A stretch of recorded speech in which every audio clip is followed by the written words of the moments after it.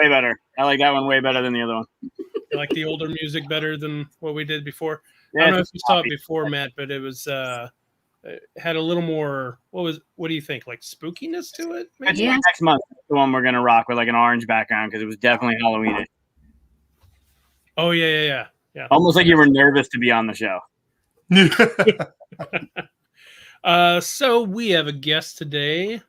Let me see, Matt Paquette. Right? Paquette? No. Paquette. Matt Paquette. Paquette? Paquette. Think of like an animal's paw. Paw. And then the end of racket. Ket. Paquette. Okay. Well, there you go. Why'd you have me say that? I don't know. Because it was entertaining. Yeah, that was very good. And we're just gonna play games and have fun, talk about games and other stuff. But before we do, please like and subscribe. Before we do, we have a lightning round questions. I don't know if you've seen these or not, Matt. I saw them at Friends. Yeah, Gathering okay. Friends. Yes. Gathering of Friends. So maybe you have a few answers prepared ahead of time because we haven't changed them. We're just lazy. Okay. No, I can't even remember them. Oh, good. Well, then there you go. They'll come back to haunt you now. So, so 20 questions, lightning round, just to let people get to know you. So this is like the actor studio kind of thing, right? Yeah. Wow, I hadn't seen that in a long time. All right. So number one, you get one comic book superpower. Which is it? Omniscience. Wow. That's you went right up to the cosmic level. Okay. Watcher. Coffee or tea? Tea. Sleeved or unsleeved? Unsleeved. Cookie or cupcake? Ooh. Cookie. At least you thought about it. DC or Marvel? DC. 1 2-hour game or 4 30-minute games?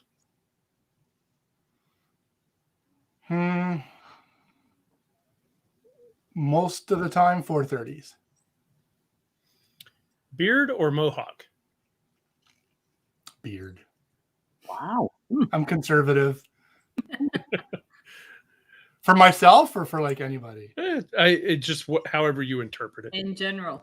Beard. I would have thought you'd said mohawk. Yeah, I would have said mohawk too for you. Deck building or worker placement? Worker placement.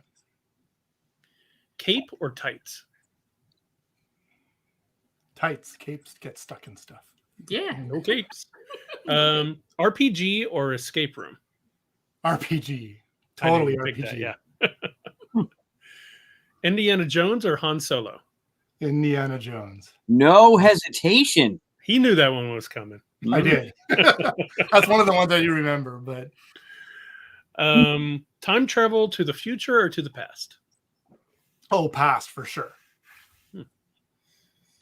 Use time travel. You have your time travel abilities. Do you use them to make game you know will be successful? Sure. Sure. Cat or dog?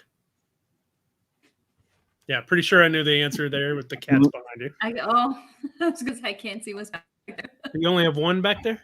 There's two. They're both the same color. They're right here. Oh, okay. Nope, damn it, right here. Do you have a nickname? And if not, can you make one up? Maddie is my nickname. Some people call me Maddie P. Dawn or dusk? Dusk. You have to get a hug from either Voldemort or Emperor Palpatine. Which is it? Voldemort. Okay, I gotta ask why. Less shocky. Fair enough. Real time or take that games? Oh, real time. I don't like the whole take that mechanic. Millennium Falcon or Enterprise? Enterprise. If you could Not design that a I'm game, against Star Wars, because there's 2 Star Wars questions that I went the other way on so far. that's true. But 3? I do like Star Wars. You don't want a hug from Palpatine? All right. Yeah, sorry. Well, that's not. Yeah. If you could design a game with someone you've never worked with before and no one on this show, who would it be? If I could design a game.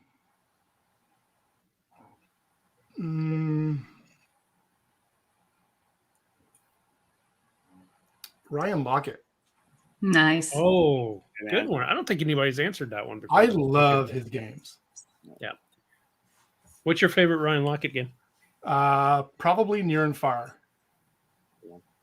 Or, Have you played? Sorry? Oh, sorry. Have you played the new Sleeping Gods? No, and I've heard that's really good. I'm a little worried that the theme will not be as enjoyable to me as the theme of the Near and Far and Above and Below, but I'm excited to try it. It's the same world. Is it the same world? Yeah. Oh, okay. Because I got this impression that it was like more contemporary, realistic. Maybe I'm pretty sure it's the same world, but I don't want to spoil anything because there's story to it and stuff. Yeah, like no, I'm looking forward to trying it. Yeah.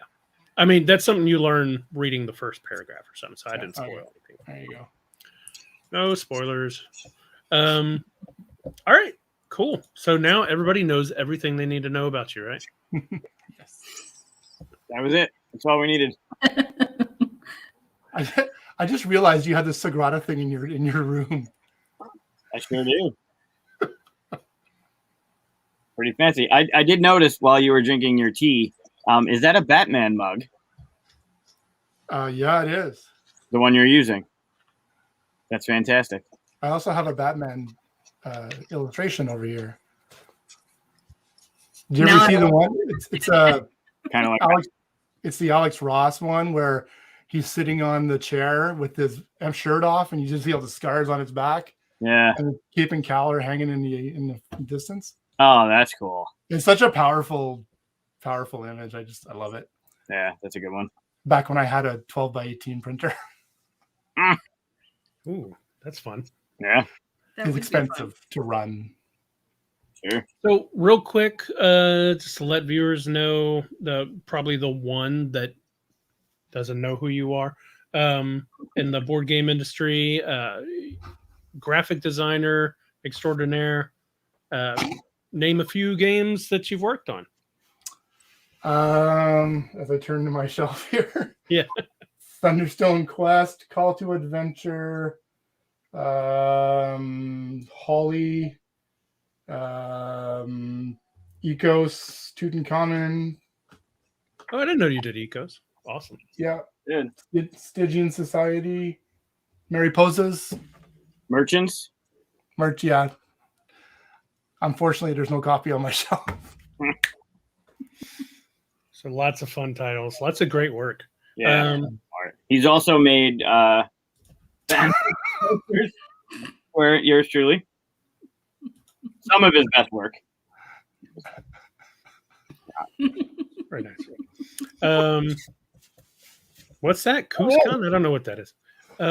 Yeah, I know. So Mike has actually. I feel bad. I just looked down to make sure I was saying Mike right. How long have you been on this show? I mean, I've been demoted once. One more, and I'm off. It's been a long day for me. So Mike has a game for us to play. We're supposed to have paper and something to write with. What? A writing utensil. I said it in the pre-show. He did. I did. Writing utensil on paper, please. Can I use Crayon, marker, Right on your hand. anything you want. Dry erase. Let me go and look for something. A really good thing to do for this show is to always have a dry erase board and a dry erase marker because you never know what's going to happen. Mine's full. Here's the thing: is my dry erase board still has your score from last time on there? I did Now not. it's like I don't have any stained erase on there. Okay. Okay. We're good? Yeah. Sure. You want to be You want to be like the hero shot here? No, I don't need that. No. Oh, yeah. Nope. Put me back. You're running the show. Go ahead. All right, fine. The name of the game is so we played this Saturday. I went downstairs for my mom's surprise 70th birthday, and one of the games my sister ran. I don't know if mom's watching this. My sister wouldn't take the time. Is a game called Name That Cake. So I am going to read you a sentence, and you are going to answer the question. It's very simple. They all have something to do with a cake. And we're going to write down our answer, not say it out loud. You're going to write down your answer. At the end, I'll go through the answers. I do have a tiebreaker in case you're tied, and whoever has the most correct wins. All right. All right. So question number 1, and the audience can play along. It's pretty simple. You just write. Don't put anything in the chat, please. Don't give them any answers. If you guys want to go over to private comments rather than whatever comments. But yeah, fill in the blank, basically. Hold on. I think Katia is being squished by the logo there. No, it's okay. I moved my screen. You good? I can adjust it. All right. I'm okay. All right. Go ahead. Show us cakes. I think there's a lot of Grogu in this episode. It's beautiful. Yeah. That was not in the show notes. Okay, so question number 1. What kind of cake does a mouse like? What kind of cake does a mouse like? I win. No, I win. Good? Yeah. Question number 2. What kind of cake does a rabbit eat? What kind of cake does a rabbit eat? Do I have an unfair advantage because I own a bake shop? Yeah, I was gonna say earlier when you answered cookie, I thought that was gonna take you longer because of your bake shop. I could have said cupcake because I'm making these right now. Oh my god. Those are tiny. They're little things for the bakery cabinet to say what things are and how much they are. That's so cute. So anyone up in the Ottawa area, go see Matt's bakery. Yeah, I'll have to have the address because I go to Gatineau at Christmas. Oh, do Or you? usually in that area. So, yeah. Cool. There you go. All right, question number 3, right? We're ready for question 3? Mm-hmm. What kind of cake do you eat annually?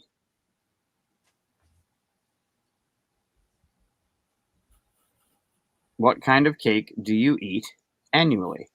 I'm glad you pronounced the U. Yeah, it's a family show, and I only curse 5 times every episode. Otherwise, we'd have to get a PG-13 rating, and it would be messy. NC-17.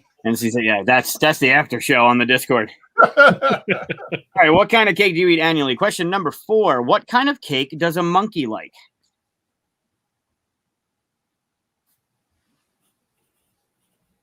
I do like to see your brains working. It's very fun. What kind of cake? Hold on. I just want to clarify. So these are all cakes. There's no pie or anything like that in there. One would be in question, but yes, they should all be cakes. I have a question, like number 6, but you'll see. Number 5 is in question too, a little bit, I guess. 4, I mean, number 4. Okay, yeah, I was gonna say, did I miss one? You already know what these are? Sure, yeah, it could be. Remember that omniscience that Matt has, right? That's right. Definitely an unfair game. That coupled with the bakery, you guys are screwed. All right, question number 5. What kind of cake is found on the ocean floor? What kind of Pardon me. What kind of cake is found on the ocean floor?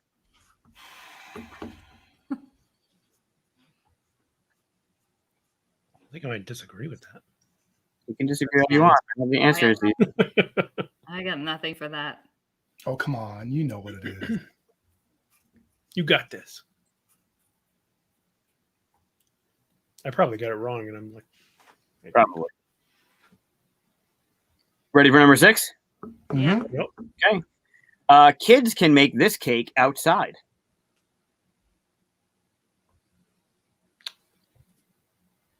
Oh, see what you meant. Oh, Yeah.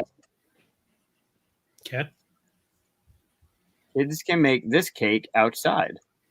There's one freaking bug flying around, driving me nuts. Luckily for me, I like cake. Yeah, well, we'll see how well you know them. Number 6, kids can make this cake outside. Number 7, what is the heaviest cake? Remember, these are not factual. These are more riddles. Yeah. How many questions are there in the Why am I game? even playing this? There will be 14. No, but in the entire game. 14. Oh, okay. And then a tiebreaker if there's a tie. You said what is the heaviest cake? What is the heaviest cake? Don't overthink it. What is the heaviest cake?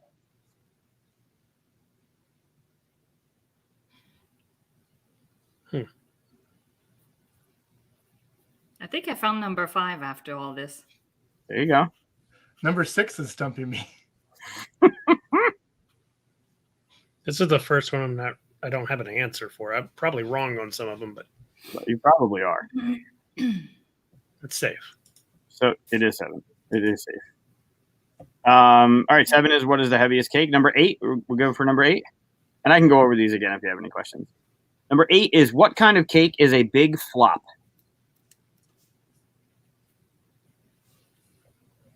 What kind of cake is a big flop? Oh, see, there's 2 things here. I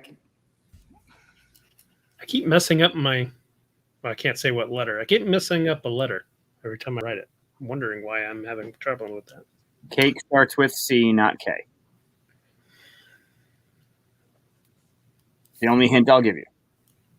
No more.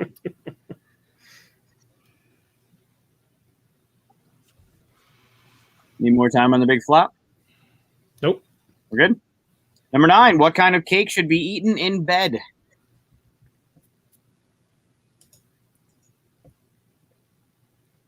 Yeah, Brett, don't start. I'll be demoted as soon as the game.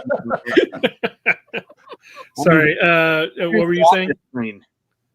What kind of cake should be eaten in bed? What kind of cake should be eaten in bed? Apparently, in order to get the big screen, you got to run a game. So here I am. That's not even a thing. I'm just making something up. Yeah, I feel like I'm. I kind of want it though.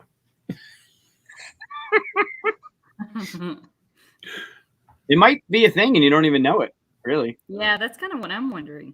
Is that a thing? What kind of cake should be eaten in bed?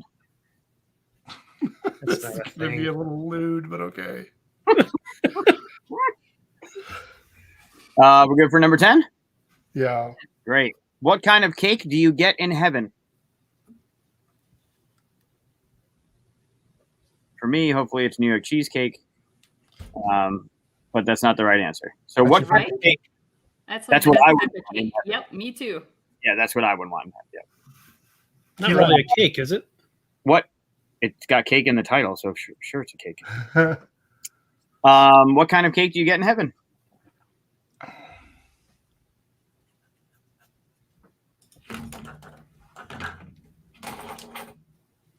Yes, with the Toronto Blue Jays.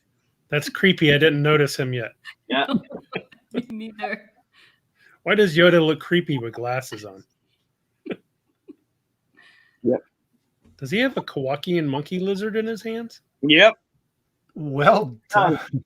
Salacious B. Crumb. Yep. Nice. He's got a Muppet feel to him. Yeah, I like the old school ones. He's actually, fun fact, he's actually a candy dish. And instead of he holds a bowl for candy. But he's way cooler this way. You said fun fact. Fun fact. That is a All right. candy. That's a candy dish. What's number 11? All right, number 11. What cake do you order at a seafood restaurant? What cake? Oh, shoot. I have to change my other answer then. Yeah, right? What cake do you order at a seafood restaurant? And yes, each one of these answers is only given once. They do not repeat. I said the same thing for all 11.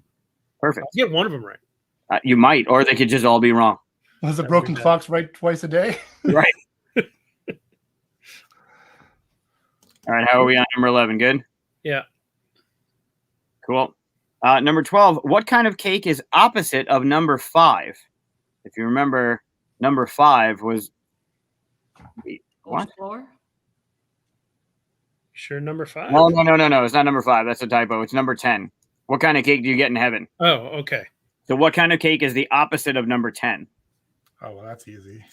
Wow, I wonder why if that's why people got that wrong on Saturday. I did not make this, but I also did not know. Yeah, so what kind of cake is opposite of number 10?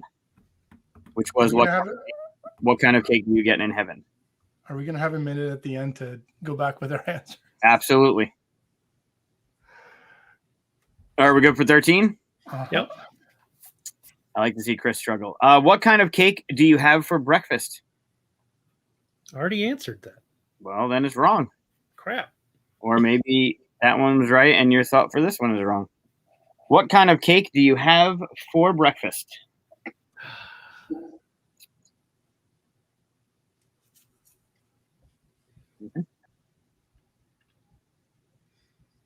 I was doing so well until we hit 7.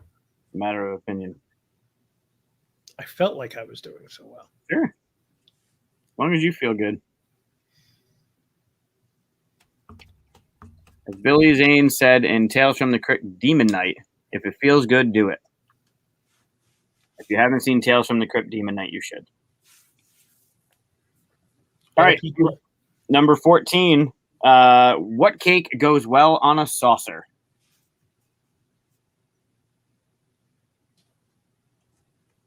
What cake goes well on a saucer?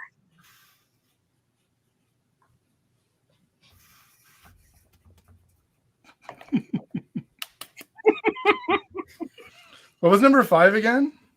So why don't I'll go through all of them. Okay. Number That 1. was a Hail Mary right there. Okay. What kind of cake does a mouse like? That was number 1. What kind of cake does a mouse like? Number 2 is what kind of cake does a rabbit eat? Number 3 is what kind of cake do you eat annually? With a U. Number 4, what kind of cake does a monkey like? Number 5, what kind of cake is found on the ocean floor? Number 6, kids can make this cake outside. 7 is what is the heaviest cake? 8, what kind of cake is a big flop? 9, what kind of cake should be eaten in bed? 10, what kind of cake do you get in heaven? 11, what kind of cake do you order at a seafood restaurant? Number 12 is the opposite of number 10. What kind of cake is opposite number 10, which was what cake do you get in heaven? 13, what kind of cake do you have for breakfast? And last but not least, which cake goes well on a saucer? Did a Hail Mary on that last one. Let's see the answers. Perfect. All right, so we're good? Yeah. Okay. Yep. Number 1, what kind of cake does a mouse like? Cheesecake. Cheesecake. Yeah. Cheesecake. Good answer. What kind of cake does a rabbit eat? Carrot cake. Carrot cake. Yep. These are easy. Number 3, what kind of cake do you eat annually? Birthday cake. Birthday cake. Very good. What kind of cake does a monkey like? Banana cake. Banana cake. Okay. Bread. Question. What if I put banana cream cake? See, Sure. that's what triggered my pie question, because banana cream pie would have been really fitting Banana cream. I get it. No, banana cream cake. Fine. I'll give you the cream one. with an asterisk, because that Yeah, a little- you would lose in a tie with that. No, he's got a tiebreaker, so. Yeah, no, but No, it's not your game. All right. Number. I can be persuaded though. So keep them coming. Oh, great. What kind of cake is found on the ocean floor? crab cake. Nope. Sponge cake? Sponge cake. Oh, see? But I thought sponges float like just below the No. water, though. Sponge cake. Right answer. I think that crab cake is actually a better answer. Just saying. Well, crab cake is an answer for one down the list. Well, that's why I had to pick something else down the list. All right, well then you got that Was one. it sponge cake? Yeah, better not be sponge cake. All right, so ocean floor is sponge cake. Kids can make this cake outside. Mud cake. pie? It's mud cake, but yes, mud pie I will accept. Oh, it is. Okay, good. Because I had mud pie in my head. I'm like, mud cake? That's not a thing. Yeah, I've never heard it called mud cake. Nope, I've never heard it called mud cake either, but I will accept it. Which is the heaviest cake? Pound cake. Pound cake. Pound cake. For all you Van Halen fans out there. See, I told you, 7 killed me. Oh, I love it. I couldn't think of it. I put layer cake. Nope, pound cake. What kind of cake is a big flop? Upside down cake. Upside down cake. Upside down cake. Wow, Put Chris is pancake. going downhill. I love it. What I kind grew of up eating all kinds of dessert because mom was a really, really good baker. So Cool. I will we got one thank in her. here. Peter's got one for us. that is not on this list. That might be Brad. Well, what is it? Yeah, we'll have to find out the answer to that. What do What you kind of think? cake is a game for children? Piece of cake. That's pretty good. That ain't bad. I like that answer. All right, number 9 I got wrong. I just made something Oh, up. I don't know. I made it up. Yeah, I'm curious to see what Matt put for this one. So number 9 was what kind of cake should be eaten in bed? Matt, what did you put? Beefcake. That's awesome. That I is should not, win. that is not the right answer. Not your right answer. Yeah. Not this right answer. Is there such a thing as a pillow cake? That's what I Nope. wrote. No. I just put dark cake. Urinal cake? Urinal cake in bed. Oof, my God. No, obviously the right answer is sheep cake. Oh.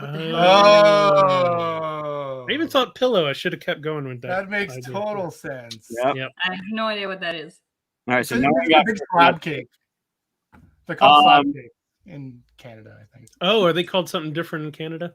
Well, we call them slab around here, anyways. Gotcha. But I've heard sheep cake as well because I watch Ace of Cakes. And you have Here's the answer. Oh, patty Patty cake. cake. That's a good Well one. done. Yeah, that's a good one too. That could be added to the list at some point, I think. That's a good one too. Yeah. I should have gotten Peter to run this game. Really? You could say, yeah. Unless that's Brad. They're under the cardboard alchemy name. So I like that one. I'm adding it. Okay, so crumb cake. But yeah, okay, that one's good too. Apparently there's multiple answers. All right, what kind of cake do you get in heaven? angel food cake. Angel food cake, yep. I'm missing the food, but I had it in the devils, and then I started second guessing if that's supposed to be there or not. No, if I gave Chris a point for kind of cream That's fair. cake, yep. Yep. What kind of cake do you order? Asterisk. Seafood. No asterisks. You don't get an asterisk. You argued for that one. Seafood restaurant. Crab I went cake. with Crab fish cake. cake. Fish cake. Nope, it's crab cake. Yeah, well, Fish cake. Second, but not the right answer. yeah. What kind of cake was the opposite of number 10? The devil's food cake. Devil's food. Yeah. Food cake. Very good. What kind of cake do you have for breakfast? Pancake. Pancake. Pancake, of course. I wrote it twice, knowing I'd get one of those wrong. So And then which cake goes well on a saucer? Coffee Cupcake. cake. Cupcake. Oh, What? really? Coffee cake? Oh, Cup and saucer. totally makes sense. Oh, see, I went I with put coffee tres because leches. Coffee goes on in a cup on a saucer. Yeah, but the cup goes on the saucer. So That makes more sense. there you See, go. I put tres leches because you put milk in a saucer for a cat. That's a good answer. That's a good answer. We See? tried, Chris. We tried. We tried. Nope. I got 11 right. I'm pretty Oh sure. no, sorry, I got 10 right. I got 10 right. Matt All right, won. we got 10. I also have 10. I Uh-oh. have 12. 12, Matt. This is the winner. Yeah. Well done on the Name That Cake game. I'm just curious what was the tiebreaker. Should I say it? Well, that way we know who's second place. Oh. Oh, okay. So why don't we do it then? I'll give you a minute. Oh. I'll set a timer. Oh, I thought it was just another cake question. It is, but I will give you 1 minute. That's To make a lots cake? of time to look it up on the internet. Stopwatch. Nope. 1 minute. No, you're gonna want to do this one quick. Other than those used in the game, so none of the answers that were used in the game. How many more cakes can you name in 1 minute? Go.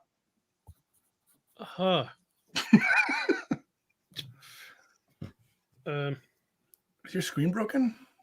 It's a glass cover, like one of those stickers that goes over it. So yes, that is correct. But I just put a screen cover on my 3D printer. Okay, let's just say Katia wins because I haven't written anything yet. good. Oh, Only okay. 2 seconds in. Well, I keep going. Yeah, my brain froze when you did that. Okay, yeah, I got German chocolate, Black Forest. cake, chocolate. Yeah, chocolate cake, Oh, chocolate. coffee. The coffee cake that was wrong. I put it in there. I know, pull upside down cake, No, we had upside down cake. but not pineapple. No, I'm kidding. Yeah, Ice cream cake. I give up. Ice cream You cake. get second plate. All right, Beef so I cake. get second place. Yeah, you got I'll second take place. it. Definitely. Beef cake was great. Yeah. I think it makes sense. Cake was good. 1 minute. Oh, we got more. No, that was it. Peter's got one for us. Uh-oh.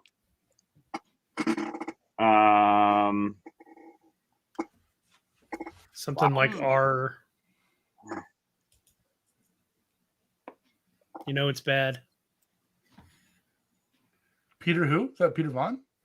Yeah, I believe it's Peter Vaughn because that's his company, but it could be Brad. Peter often comes in the comments though, so No idea what that would be. It can't be treasure cake. I yeah. was trying to think of Gold something. something. Plain. So it's not cake. It's the cake that your grandmother puts the little coins in that you wraps in tinfoil. Rum cake. Well done. Makes sense. So it's not about cake, but has anybody seen the movie Waitress? It's about pie. No. No. It's with Nathan Fillion and Carrie Russell from Felicity. Yeah. Really, really great movie. Very quirky, mystical a little bit too. It's fun. Nice. Oh. Chris, you could do something about the layout here. That would be fantastic. I can only make us this small. I can't make us smaller.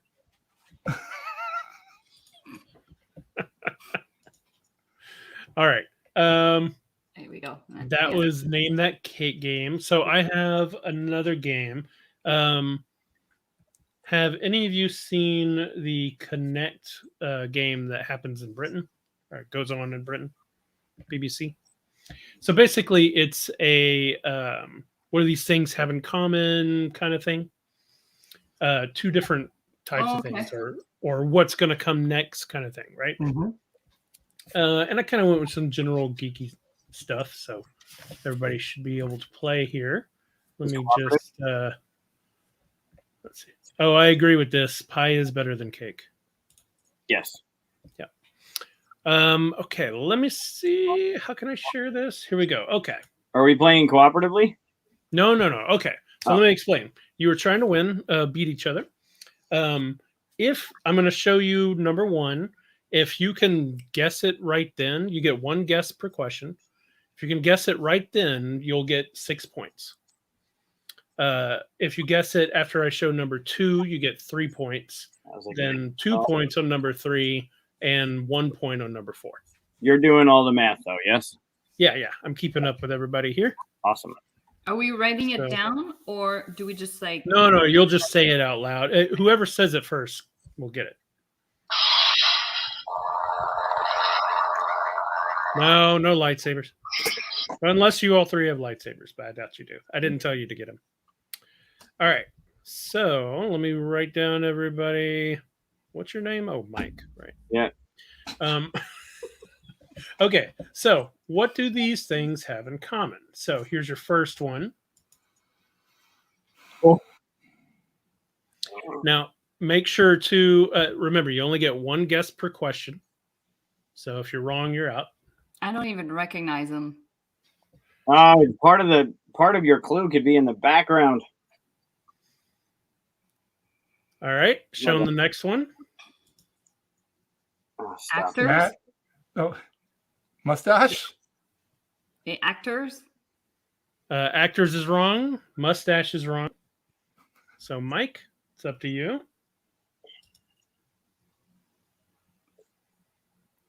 Superhero? No, Oh, are we- you only get one guess. Yep. Oh, sorry. I thought we could keep going at every level. It's superhero-ish, but he's DC. They're Marvel. Do you have a guess, No. or do you want me to go next? Well, you might as well. I guess. I get 1 point, or what? What do I get right now? 2? If you guess it now correctly, you get 2 points. But I can show you the next one, and then you can try to guess it from there. Yeah, that's fine. Show me the next one. Ooh. Oh, nice. They've all been in Sherlock. They've all played Sherlock Holmes. Correct. Nice. Henry Cavill played in what's her name? Alona Holmes. Enola. Enola. Yep. That was a good So movie. Mike gets 1. That was good. Way to bury the lead there, Christian. Yeah, you might want to. I mean, unless you're just really sure. Do I see a running theme? All right, next one. Yeah. Any takers? Go ahead. No, I learned my lesson.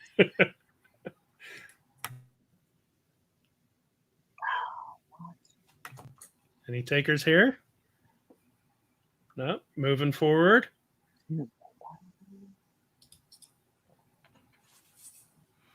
Oh, come on. You have a guess? No. No? This is a hard one, admittedly. All right, I'm going to go to the last one.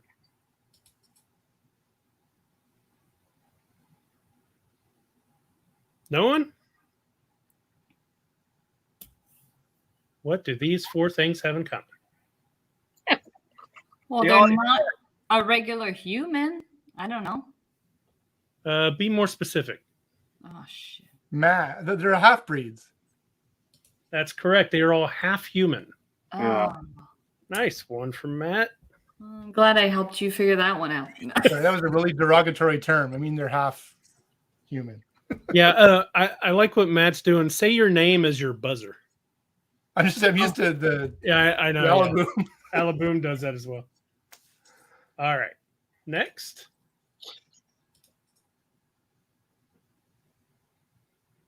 Shit. Gonna move forward.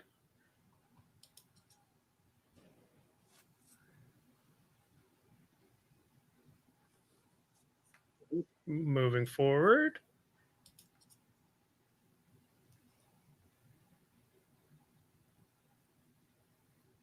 Invader. What? Moving to the last one.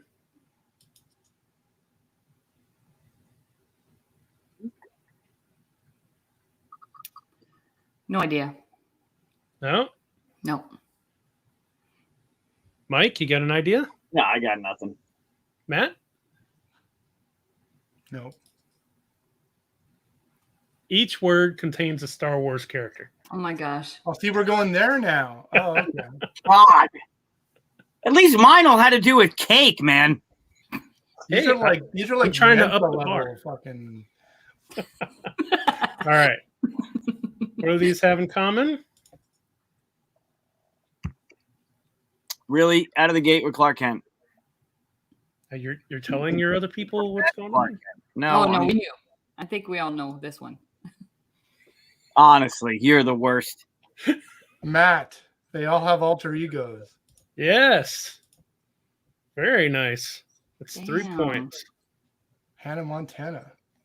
Did you? Yeah, interestingly enough, Clark Kent is the alter ego as opposed to all other superheroes because he was born as Kal-El. Ooh, interesting fact. That is an interesting fact. Thank you. Fun fact. All right, next. Here we go.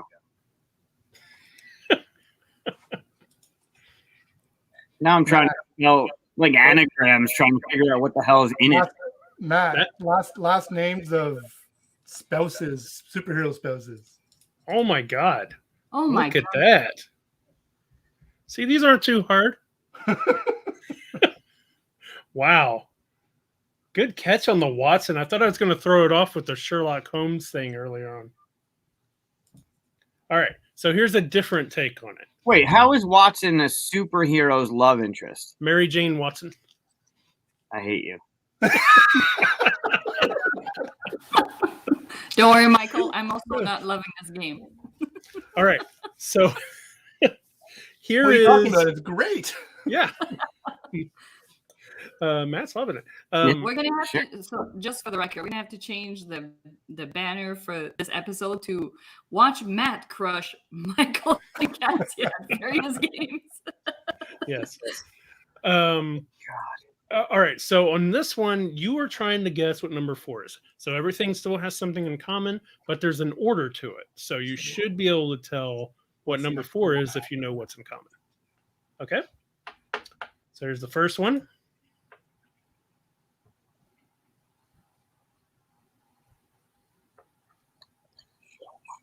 Worth 6 points if you know it. Don't even know who that is. Okay. Moving forward. Oh, Say it. nope. I'm No? terrible with names, so both names don't tell me squat. I have to see faces, but All right. Gonna see the next one. Oh no, I was way off. I don't know who it. I don't know who it is. I know what the pattern is. I just don't know who the person is. I will accept the pattern if no one can get it at this point. Can you tell me what does anybody know what the pattern is besides Matt? It's Star Wars related. Oh, I get it. I'm gonna guess. Go ahead. James Earl Jones. Incorrect. Damn you! Jake Lloyd. God damn it! so what was the pattern? Do you know what the pattern was, Matt? Actors that played Darth Vader. Yeah, in Or backwards. Yeah. So Sebastian Shaw Who's played that? Darth Vader with the helmet off in Return of the Oh, Jedi. is that who that was? Okay, I was going the wrong direction then Yeah, David Prowse. because I didn't Played know Darth who Vader. Sebastian Shaw was. So Yeah, I know. I actually had to look that name up. what I was thinking was Jake Lloyd would be the next person to play whoever that. And I'm like, who was that? I don't know. Anyways, I would have never guessed this one. All right, maybe this one. Oh, you got another chance at that. There you go. There we go. Why is it in blue? Immediately, I'm guessing. Give me your guess. No. Sorry, are we still? Is this still the one where we're trying to guess number 4? Yep. Okay. Yeah, the rest of them are going to be like that. You're trying to guess number 4. No? No takers? Going to the next one?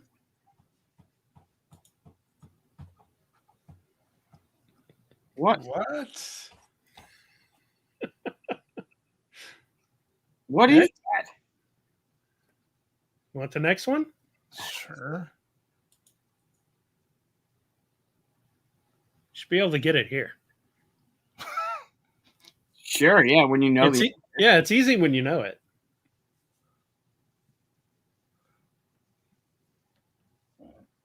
No? No takers? Statue of David. Be more specific? Is it David the Thinker? No, the Thinker's a different one. Yeah, David's the people. I don't know how to be more specific. Well, look at the clues. Right. We were doing that, Chris. Yeah. We were looking. Naked statue of David. No, maybe if you could tell me why you said Statue David. Because it was one of the only classical pieces that I know. Oh. No, it's strange that you got it, though, but you didn't get it in orange. And that's because Leonardo da Vinci, who has a blue banner as a Ninja Turtle, Mona Lisa, So much. Donatello, School of Athens for Raphael, and the Statue of David or Meta. Sistine Chapel. Yeah, that was a hard one. That's insane. Many of these are hard. Yeah. Super clever, but man, you suck. I should have given myself some points. If You nobody should have got it. you should have play tested these first. I did with Aaron. Do we know Aaron's score? And what's her Mensa score? Higher than mine. There you go. No takers on this one?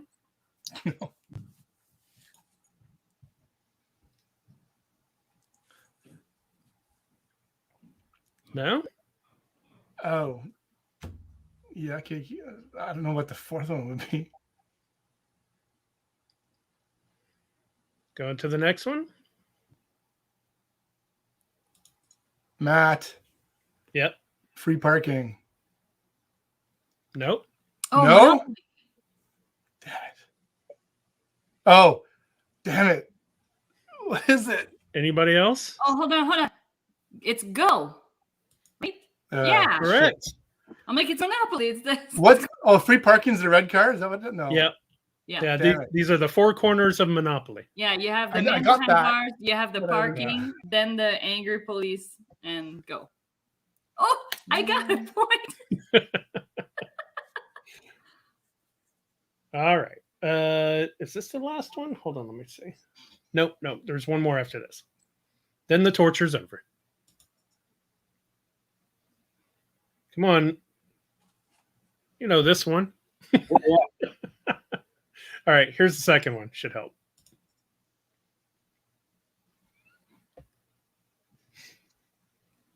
How does that help? Do you want the third one? Is this an Indiana Jones thing or like something like that? Or Skull Cup? I don't know. No, because it can't be in order then, right? Yeah, there should be a co-op game. Oh, Matt. Idol, Golden Idol. Or the Ark. Sorry, the Ark. All right. Yeah, it's the art. So what was it? Indiana. It was Indiana Jones. Yeah. I'm not totally crazy. It's just backwards. The last one he had was going for the skull, then the Holy Grail, then the stones for the Temple of Doom, and then the Ark. If I'd started with the Ark, you would have been in the Indiana Jones headspace right off the bat. I at Or if you least started with feel Crystal good that Skull. after two, I knew this was Indiana Jones related. I know. I was like, oh, don't say that out loud. Yeah, but I'm not gonna get the actual answer, so yeah, may as well. Do you have remember how? somebody Do else. you remember how bad that Temple of Doom video arcade game was? Oh yeah, with the cart and the whip and yep. You could I fall had off everything. Yep. I had the Lost Ark. The Raiders of the Lost Ark Atari one, and it was good compared to ET. E.T. is the worst game ever made. Did you ever see the documentary where they went to go dig them up? Oh no, I heard there was one. I didn't see it though. It's good. It's fun. All right, here's the last one of your torture. What is the score currently? I'm losing big I time. think I've got 2. We've each got 1. Matt has 17. 7. Great. Katia has 1. Mike has 1. All right, so we have to get this in order to time that. If you can guess right now what number 4 is, you'll win. How? Because this is worth 6 points. So you'll have 7 points. Oh, no. You'll time Matt. Yeah. It's basic math, Chris. That's why these are so hard. He can come up with this cool shit about the Ninja Turtles and stuff with the color coding system, but he can't add 6 + 1. Yeah, I had no idea. Oh, I know. What the hell could it could be anything? It could be. Yeah. It's difficult. Do you want to give it a try?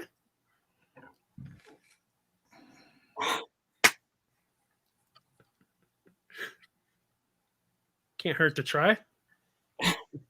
Yeah, but No? if we try, then we can't guess later on. So Then we lose anyway, right? that's Yeah, you that's might be the fighting funny for part. second place if you don't want to try right now. I'm not fighting for second. Are you going to guess? I have to guess, right? Sure, go ahead. Where the hell are you going with this? It's not going to be Marvel related. That's the turn. God, I hate you. It's gonna have something to do with the rings. I'm gonna say Lord of the Rings. No, but good try. All right. Damn it. Ah, it can't be that either. No takers. Okay. Matt, just don't do anything. You win. Oh, I know, but Yes, still. Yeah, give me a shot at finishing second here. okay, I'll give it a shot. The 13th Warrior. Yes. Yeah, that would work. I actually put Friday the 13th. Okay, I was gonna say Ocean's 13, but This you already is Shang-Chi, The Legend of the Ten Rings, Ocean's 11, 12 Angry Men, and then some movie with 13 in it. So that was the most difficult game we've had on here, I think. That was well done, but man, that was rough. yeah, that was. No, I didn't like it. It reminds me of the days when we used to go to World Trivia Night here in Ottawa. There's like 2,000 people doing this trivia contest, and it's like 100 tables of 10. It was or 200. I mean, whatever it was. My math is not working right now, but every year the answer to the first question was Pierre Elliott Trudeau. Every year, but the question's different. It's just every year the answer is always the same for the first question. That's funny. That's funny. Yeah, but these are really hard questions sometimes. Yeah, Aaron and I have been watching that show. It's on YouTube. Well, I'm sure it's somewhere, real, but you can watch them on YouTube, and they do a lot of this stuff. But unfortunately, it's very UK centered. So like 75% of the stuff we don't even know what they're talking about. Yeah, I love that kind of stuff, trivia, and I do crosswords daily. It's fun. Well, clearly, you're way better at it than I am. Well, I tried to keep it to some geeky stuff. Yeah, you did, and it was immediately out of the gate, 100-mile-an-hour curveball. I think the hardest one was the Ninja Turtles one. That one had layers to it. Yeah, next level shit. Yeah, that was when you were like, "Why is it blue?" I was like, "There's a reason why it's blue." I thought I gave you 0 credit. I thought you wanted to say Sebastian Stan. Oh. And I was immediately in my head going, he got a typo. I'm going to call him on it. And then, nope, it's super clever. Well done. The even making the Ninja Turtle one harder, the order that they are in comes from the order that they're said so in the theme song. Oh, wow. So I had even if you figure it out, Blue, Leonardo, okay, it's Ninja Turtles. I was like, there's no way you're going to know the order or even think of it to use that order. So don't feel bad about getting some. Some of them were ridiculous. Yeah. That was very good. That was good. Top shelf. Yep. Yeah. Wow, that was good. Man. So, next time you do that game, just set it up for like kindergartners, and then we'll play. Just ease it up a little bit. Don't put so many harder levels to it. Yeah, like panel 1, just put the number 1. Panel 2, put the number 2. Maybe we'll get it. Panel 3, put the number 3. And the answer is 5. Yeah. Yep. Actually, you'd probably put the answer 6 because it's all 3 boxes added together. That would be your thing. Yep. All right. Well, you guys want to talk about what games we've been playing? Sure. If any. I admitted beforehand that I hadn't really gotten to play any games this week. That's 2 weeks in a row for you. No, I played a bunch of games last week. That was Katia that didn't have any games last week. And I'm still no games here. You're still recovering from... Oh, you're about to go to Gen Con, aren't you? Yep. Yes, but basically we had family events this weekend, so I've been away, and then whenever I had time, I was doing work on the laptop, so yeah, really didn't have any kind of board gaming happening. We had a Wicked dance party, but we didn't have any board games happening. Mike? It was a light Tuesday at QSCon Tuesday. I taught a couple people Delk again. I have it upstairs, or I'd show you. A really cool trick taking game where you can only play to the trick once, and you play in a hierarchy of like, think poker hands, where like two pair beats two, a pair beats a run, three in a run, three of a kind, like this hierarchy or whatever. But when you have your hand of cards, you can't shuffle. You're just dealt this hand of cards, and when you play from your hand, you have to play cards that are in order. So if you want to play like a 7, 8, 9 straight, it could be 7, 9, 8 in your hand. They just have to be 3 cards touching, and you get to play 3 of a kind. Or if it's 2 or 3 of a kind, they have to be in your hand. So you're trying to like play stuff to make things kind of collapse on themselves to be able to play stronger hands later. It's got a little Uno in it where there's like a draw 3, and the winner of the trick has to draw 3 cards and put them into their hand in a certain spot. I really like it. The more we played a ton of it at the gathering, it was super fun. And then we played it on Tuesday and had an equally good time. What's that called? It's called Delt. I can go get it. It's upstairs. I don't want to. It's a very small. I don't have it here. You? Oh, you know what? No, I can pull it up. Is it also DELT? Yeah, Delt. Like you. No, it's in our bag upstairs. Like Delt? Yeah, it's a really, really small box. Yep. I don't even see it on BGG. By Amigo. I think it's by Amigo. DELT. DEALT. Ah. Delt. No math or spelling for Right. me. Basic math and spelling. I can connect things. Oh, it's a 2018, huh? Yeah, it kind of looks Uno-ish. There you go. I mean, a little bit in the fact that it's got like a draw 3. Yeah, that's about. And you're trying to finish first, right? You want your hand out, and once you're done with your hand, you're out for the round. Right. And then last person. So if you look in the background of that picture, there's 2 cards face up on the table, and then 2 chips. On your turn, if you can't play or you choose not to play, you can pick up one of the cards from in front of you and put it into your hand wherever you want. So, for instance, with that hand, let's say it was your turn, you didn't want to play, you can pick up that 6 and put it in between the 8 and 7. So later on in the game, you can drop a 6, 7, 8, and have a 3 in a row that would beat like 2 pair or whatever. Yeah, it's super fun. That stop immediately stops it, so you get to like you can stop the trick, and pull it up basically, right yeah. away. Yeah, it's fun. Oh, and then if you can't, so you pull up the 6 and then you pull up the 3 and you can't play, then you're out and you lose a chip. And the third time you have to lose a chip, the game's over and you lose and everybody else wins. I'm guessing these are different languages for it. It's actually Delta, I think, is a remake, like a reprint of an older version. Whatever that first one you had up there was. The German one? Yeah. Yeah, those are your 3 non-number cards. The stop, which I explained, the draw 3, and then the X is just a wild. It counts as anything you want it to count as. Matt, I saw you defending a basic, it wasn't this game, but it was like a basic card design like this on Alaboom last week to Lance. Well, yeah. I can't remember what game that was. I don't remember either, but his question was, is it easier or harder to do simple design, Spartan design, than it is to do a convoluted, intricately designed card with textures and stuff like that? I told him it's harder to do a simple one. How come? I agree. I use the analogy of, tell a story in 10 words versus 1,000.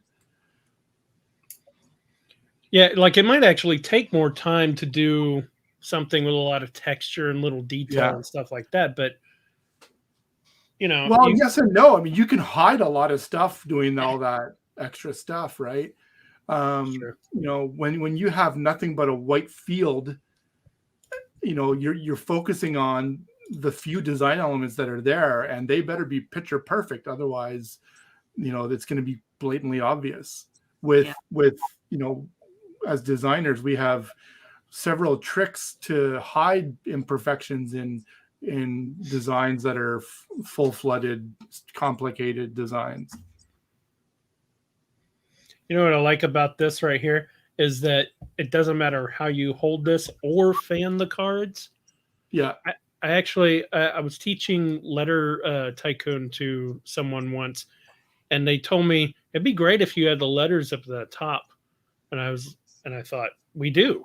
And I looked at the way he was holding the cards, and he was fanning them, to where the other side, not the left side, but the right side was showing. If you only have one piece of data on the card, why not? Well, on the right side, it was telling you how many of those letters are in the deck. Oh, okay. So there was information there, but I was like, well, you're fanning them wrong. My Your fun is wrong. The same thing. Yeah, I have. My sister-in-law fans them where like everything looks upside down. I don't know if it's because she's left-handed that it happened. Like that's just her way of holding it. So yeah, having something like this with the numbers on each corner would help. Well, I would think that poker hands. I would think the poker hands kind of dictate that, right? Because they have everything in the top left. Yeah. I mean, I grew up playing a lot of like speed games. So you want to make sure that, your number is visible because you're going to be like getting rid of your hand really, really fast.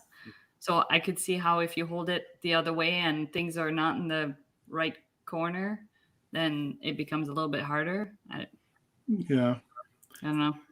Information design, man. It's deceivingly difficult sometimes. So anyway, what else did you play at Con Tuesday, Mike? I also played Similo again. I think I've talked about it on the show before. What was that? Similo, S-I-M. Oh, right. S-I-M-I-L-O. I think I'm not getting up and doing it again. I'm not. So I really enjoy the fairy tale one because most people know, although they don't know like the originals and the years and stuff, they all know Little Mermaid and Pinocchio. Yeah, boom. That one. Nice. I couldn't get the history ones. The history one is super difficult. Yeah. But yeah, I love that one too. Again, you somebody looks at one card, and that's your target. That's the card you want to save to the end of the game. And then you shuffle in 11 more, and you spread them out into a 4x3 grid. And whoever is the person that looked at the one card, that's the clue giver. They have a hand of 5 cards, and on their turn, they will play one clue to let everybody else at the table know something, give some kind of information. And if they play it in the same orientation as the cards in the grid, then that means the card that they're playing has something to do with the target. And if they play it opposite, like horizontal instead of vertical, that means that the card that they played has nothing to do with the target. So, for instance, if I drop Cinderella and I put Cinderella the same way in the grid, that means that the target in the grid has something to do with Cinderella. Could be blonde-haired, could be female, could be the hero of the story, could be literally Cinderella, could be anything like that. But if I tilt it sideways, that means that the target has nothing to do with Cinderella. So the objective is every round you're eliminating 1, 2, 3, or 4 people, depending on the rounds, and the clues stay from round to round. So if I drop Cinderella in a certain way by round 4, you still have that as some information, depending on her orientation. And then in the 5th clue, you're down to 2 cards, and you got to guess which one the target is. And it's collective, so everyone's kind of, well, this one and that one, and well, wait a minute, what about this one? Super fun. But to make it even harder, they suggest shuffling out and doing the grid that way with one deck, and then the clue giver uses another deck to give the clues. And I've yet to win in that situation. Huh. I had to try that because it seems pretty easy every time we try it. I even played with my over at Erin's mother's house, and she doesn't do a lot of gaming, but yeah, they knocked it out pretty quick. Yeah, it's pretty. Try using the history one, like doing the fairy tales as your clues. I don't have the history one. I have the Greek one. Anyway, try and do one as your grid, and then use the other one as your clues. It's very challenging. Yeah. They asked me if it was like my the art. art. I was like, no, I didn't do the art. The art is gorgeous. Yeah. They have fairy tales, myth, history, wild animals, and then I think there's another one, but I'm unsure what it is. So there's quite a few of them to keep it fresh. It's weird that they went with wild animals and animals. Right. So like it was more domestic, right? Like dog, cat, pig, cow, whatever. And then the wild animals were like giraffe and lion and whatever. So, yeah. Also, they got another deck that they can make people buy. True. They should have a Star Wars one. You should just make one. And a Marvel one. I should. I don't understand. Right, that's what I'm drawing next. There you go. Perfect. I made a DC version of Skull one time. Oh, nice. Oh, really? Nice. Yeah. You have it? Yeah, somewhere. Was it like I'm symbols? at the show. Here, I'll see if I can find it. Hold on a sec. Oh, you have it on your computer. Oh, yeah. Oh, I have my server over here, which I can grab it off of, which I'm probably thinking it's on there. I've never played Skull. Oh, it's so I good. like it. It's fun. Yeah. 5 seconds to learn. Well, maybe not 5 seconds, but like a minute to learn, and you're good. Yeah. And you can talk and have fun during it too. And there's really low expectation for involvement. You're like, what? It takes you 5 seconds to get the lay of the table so you can make your play. Yeah. Yeah. Yeah, I we remember very much seeing this when we stuff. play it, it's a lot of like the person decides, okay, I'm gonna say like, okay, I can find 5 or whatever, and then it gets back to you and it's like, okay, I think you got a rose, but then as it gets further, you start to like really talk it out and try to read people, and it's really fun. The thing I love about Skull is that they chose to make them coasters. Mhm. Okay, I thought someone had done that by accident, or like No, it would be fun. it was a smart design because they stand up to to wear and tear, and they're not super heavy. Yeah. Yeah. Then I could almost have a cardboard alchemy version. Yes, you absolutely can. Oh, Show them again. Yeah, show them all again, Chris. Yep, thanks for that. That's great. Actually, there's only 3 pieces of art on here, though, so I can't. How many pieces of art do you need for the coasters? You need, I think, 3 flowers and 1 skull per set. So per player, basically. I think it plays up to 6. I think it's 6. Yeah. Yeah. Okay. So you would need 6 different sets. All right. Well, Peter, I need more coasters. But you could also, like sitting at the bar, take a stack of coasters, draw an X on one for And each player, and just play with bar coasters. Like when you're sitting waiting for dinner or whatever, and you have a nice stack of them, that's all you need. Yep. Blake did that with our Secret Yeah. Hydra. Yeah, he did like he pulled a bunch of artwork and went on the computer on the iPad, and then basically like changed That's a a bit great of one. it and rethemed it.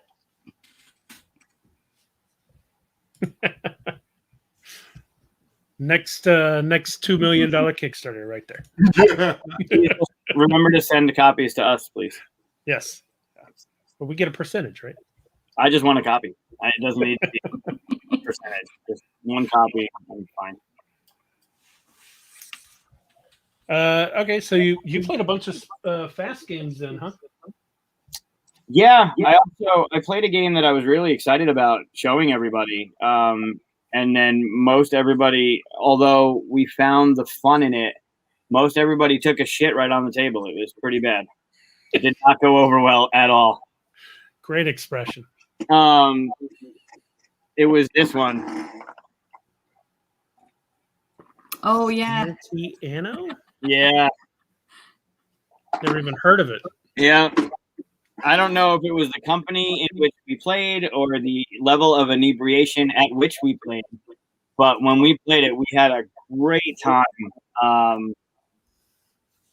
and then we played it Tuesday, and it did not go over well. So the game is you start at a pirate ship, and the pirate ship has this one I can get because it's right here. The pirate ship has a bit of information on it, colors and pieces and stuff. Oh wow, yep. I don't need to put it that close, I guess. So for instance, this ship has a number 8. That's its name. It's got a red plate. It's also got a glare from the light.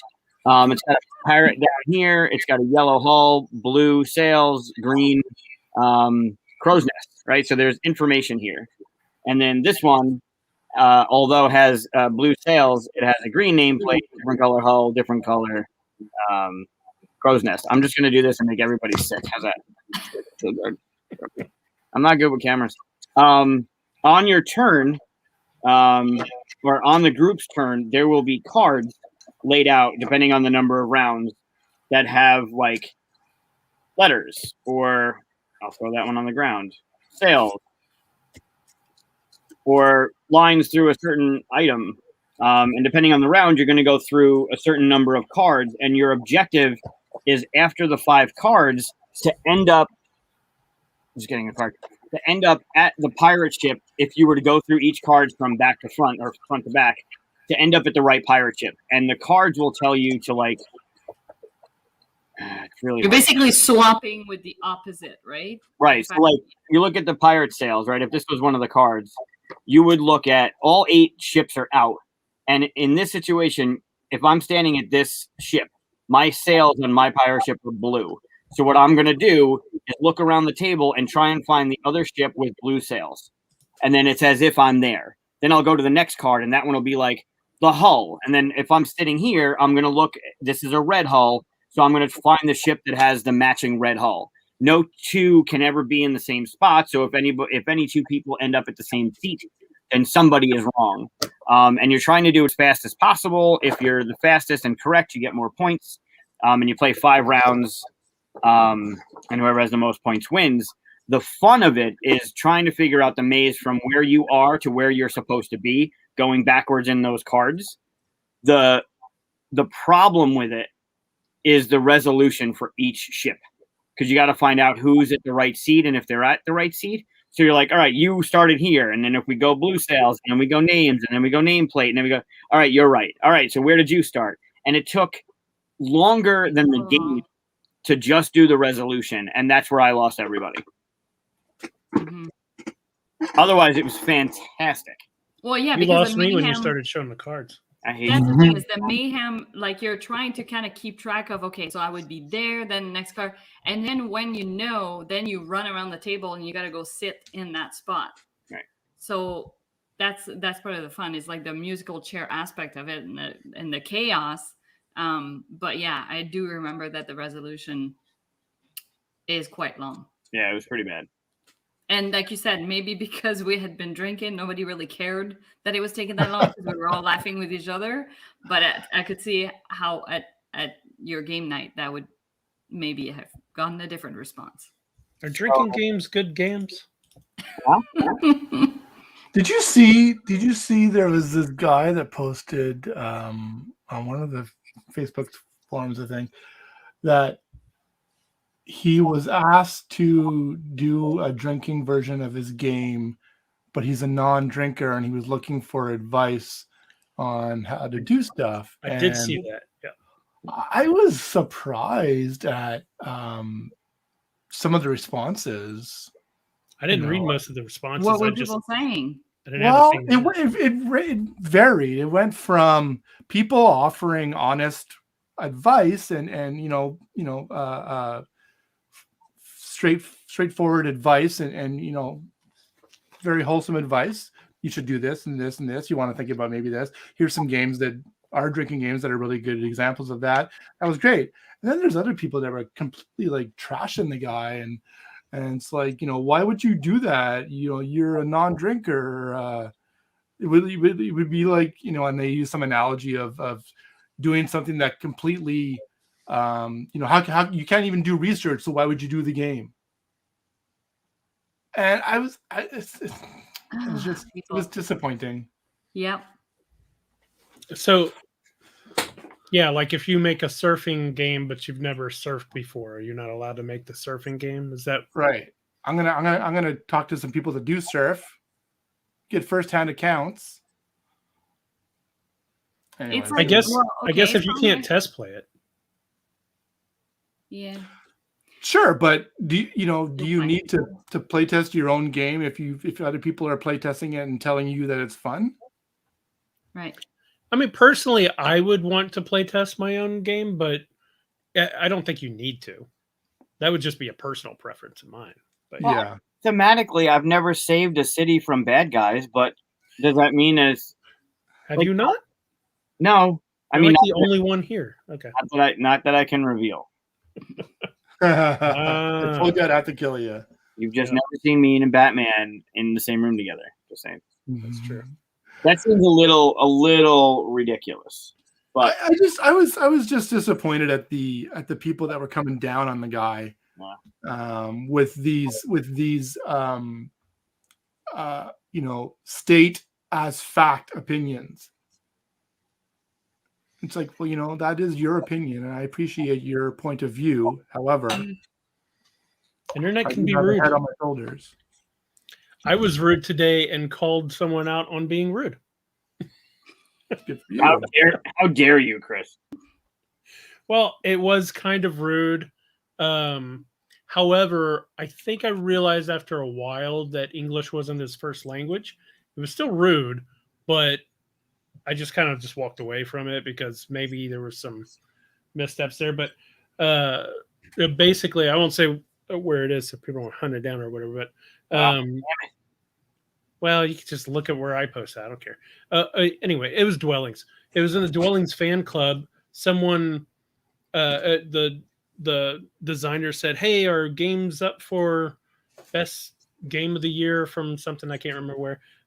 Go here and sign up for it." And he's putting this in the Dwellings. Oh, did we lose Matt? Nope. Oh, I okay. think you just needed, yeah. He's posting this in the Dwellings fan page. And then someone went on there and said, I can't buy it anywhere right now, so I'm voting for this. And I just responded with, okay, that's rude. You're responding to the designer saying, I'm not voting for your game. Like, why'd you have to post it all? Just don't comment if that's the case. Nobody asked, who are you voting for? He was specifically saying, and then he, started talking back and blah, blah, blah. And I was just like, whatever. And nobody else was like going, yeah, you're right, that was rude or anything. So I was like, yeah, I'll walk away from that. So I'm not going to get in a fight, one of the online fight kind of thing over something silly like that. But it is a little, people say things that they wouldn't say to your face. Yeah. Right. If I walk up to you and go, hey, I designed a game, can you give it a thumbs up on BGG next time you're there? You wouldn't go, I don't like the look of your game, I'm going to thumbs up something else. That's just rude. Mm-hmm. Yeah. So, and it makes you wonder why the person is in that group if it's a fan group. Right. Yeah. I think somebody actually asked that. Somebody asked or brought up the fact that it was in the fan group, and he said, well, I like the game, I've played it before, I just don't own it, which is even worse because he should be able to vote for it then, right? Yeah. So I don't know. No logic. Yeah. I stood up on principle because I'd be mad if someone did that to me. Right. Like, that's rude. I like the color purple, and your game doesn't have any purple in it, so I'm not voting for it. Yeah. Whoopi was outstanding in that movie. What? Whoopi was outstanding in that movie. Color purple. That one went. Yeah, it was just a like, I don't care if you vote for the game. I just to say to the designer, I'm not voting for your game. Yeah. No rude. Yeah. Sometimes it's just best to not say anything than to say those kinds of things. Yeah, the trick to social media is knowing when not to respond. Sometimes posts aren't for you. The trick to social media is not being social. Yes. Sometimes your input is not required. Yep. But they feel it's it is a requirement. So it's like that age-old argument of should you put the name of the game in there when you post a picture of the game, right? And Katia, I'm sure you see that all the time as a moderator. Yep. Mm-hmm. I'm curious where everybody stands on that. Oh, for me, yeah, of course. But I mean, not that. Okay. Yes, please put the name of the game, even if it's in bracket. By the way, this is the game, just because it's helpful. Do I get upset if people ask? No. Like the ones that lose their mind because someone asked, come on. Yeah. Like, come on. So to me, so like to me, if I remember to do it and it doesn't matter, I'll go, oh, by the way, this is this game or something. Mm.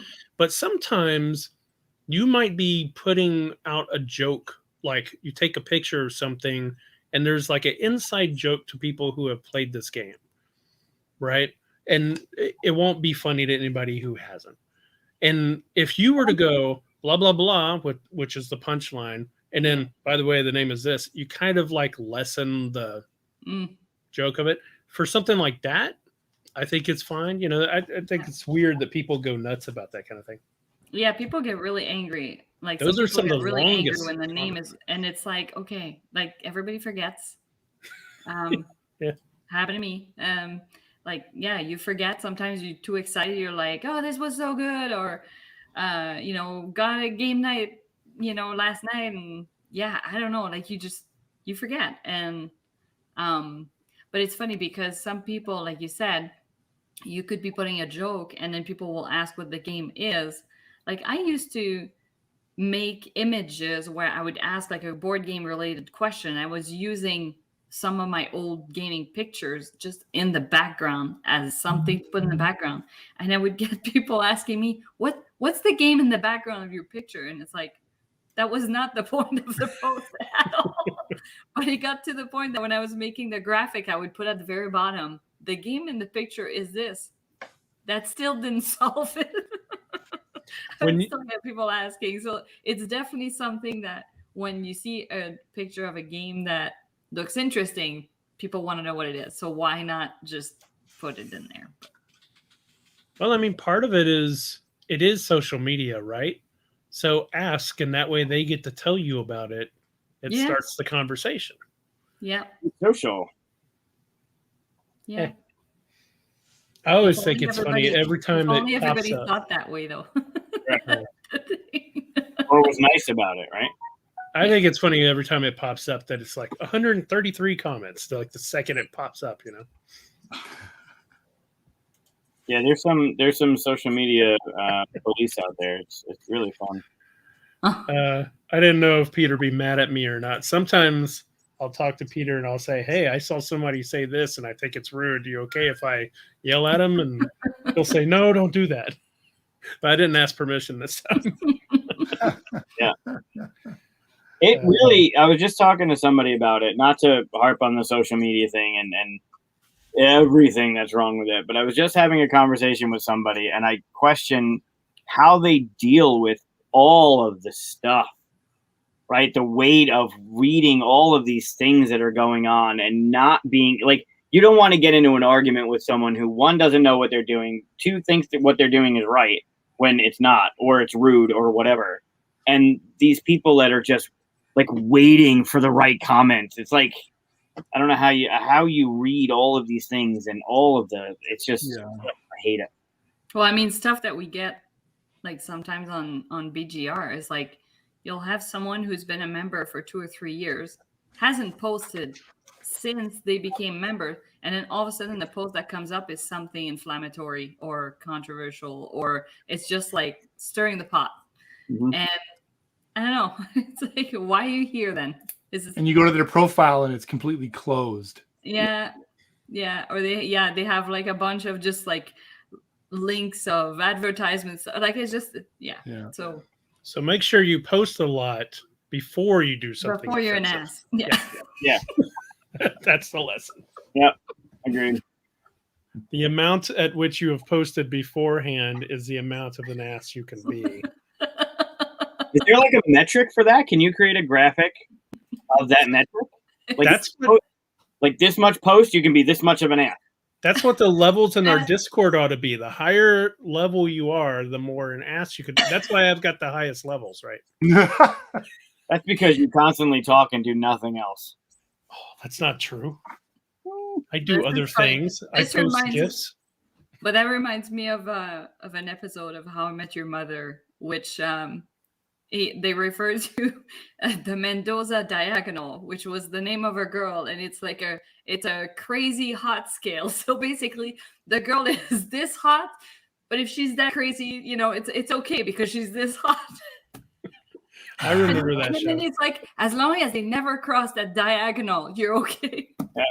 So this kind of reminds me of that. Like super crazy and like butt ugly. Yeah. Stay away. That's below yeah.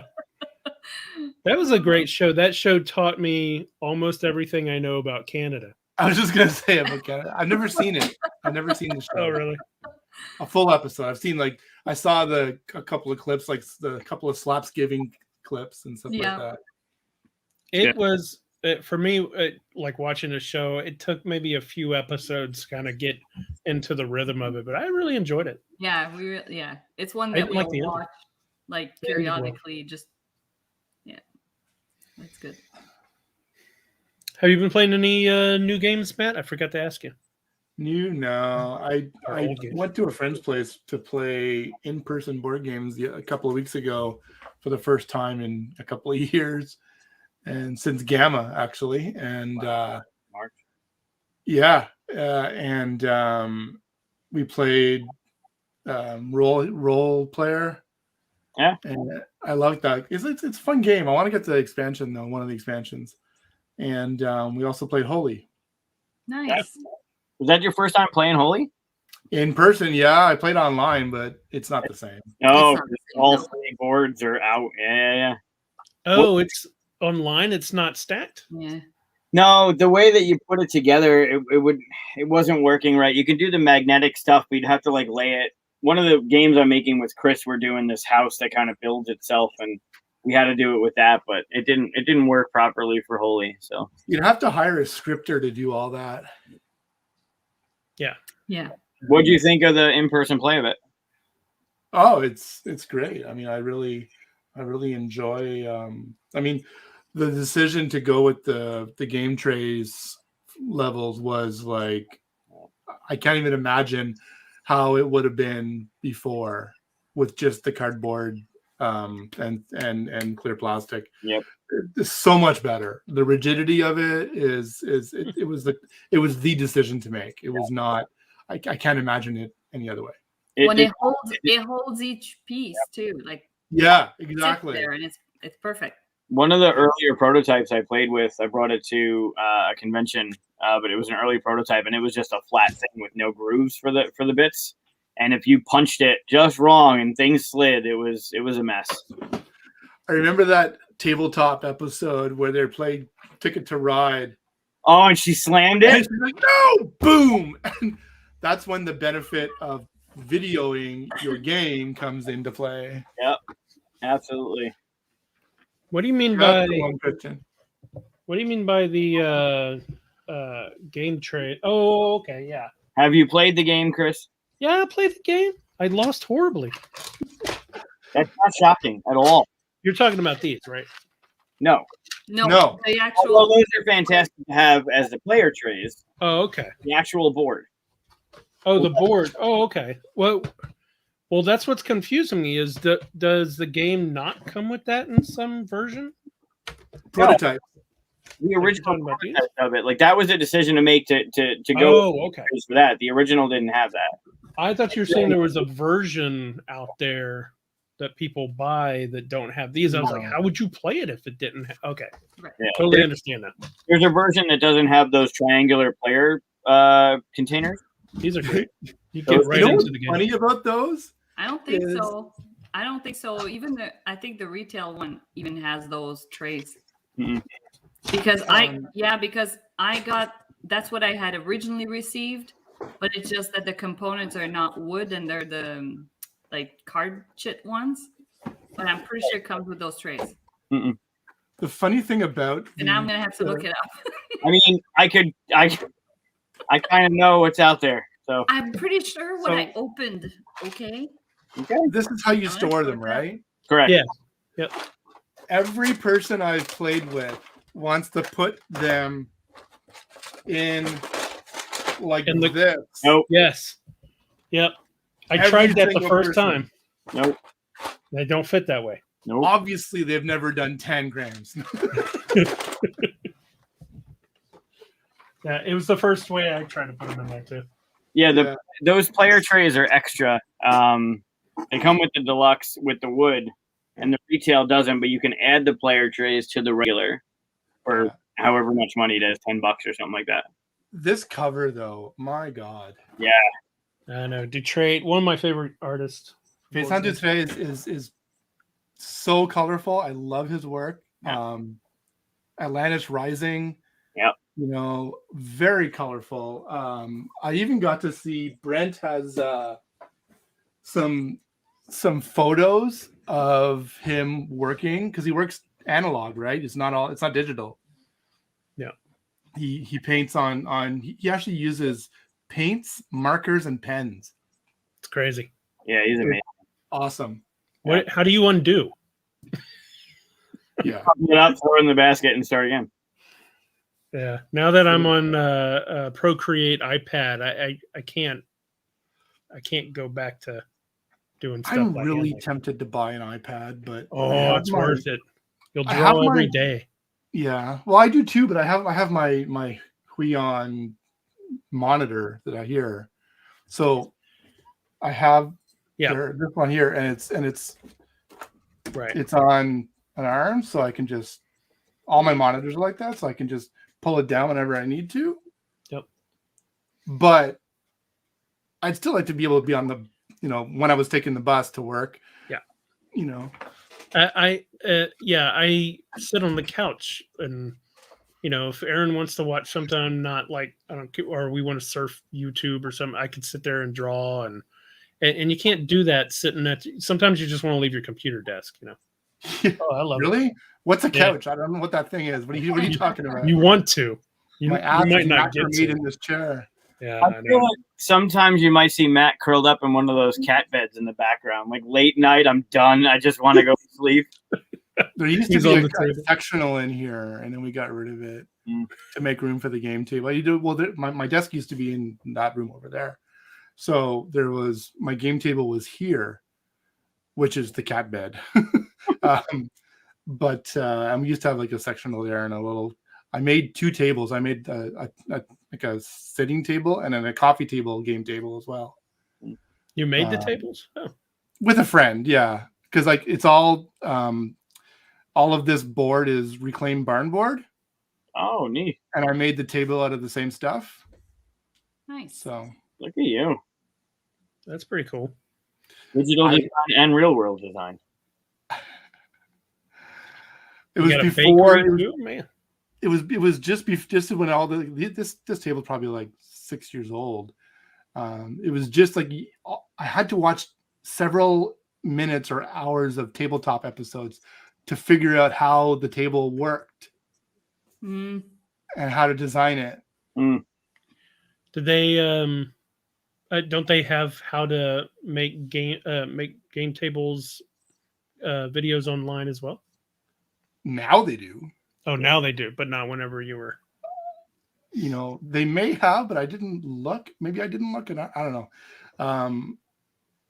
I did see a couple of guys have some schematics up, but yeah, it was fun. It was a good. The one thing I would do differently though is I have so there's a layer of closed cell 1/8" closed cell foam, and then I bought some velour at it's actually that's not velour. It's like velveteen kind of stuff at Fabricland, and it's actually wrapped around and built into the table. Nice. I would actually, if I were to do it again, I would make it a wood bottom and then have an insert.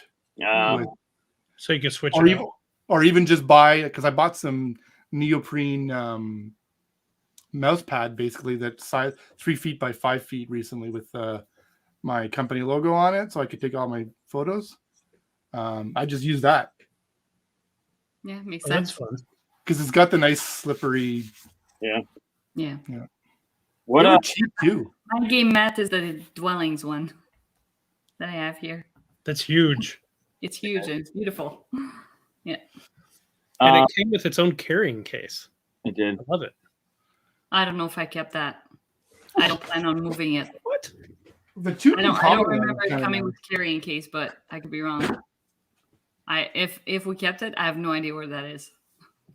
Yeah, the chicken copper one is cool.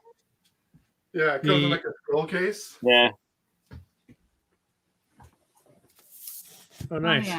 Nice. Yeah. I need to get something like that for my Reavers of Midgard Oh, official. one. Or my Champions of Midgard one. And my Reavers. I'll be right back. Since I worked on both of this. Yeah, that's a big playmat. Which one? The Dwellings one? The Dwellings one, the Reavers, or the Champions one. Yeah, because it comes with both expansions. That was the first thing I worked on for Grey Fox, actually. Oh, really? Yep. Speaking of Grey Fox, has Lance come in with his Battlestar Galactica comment yet? I haven't seen him.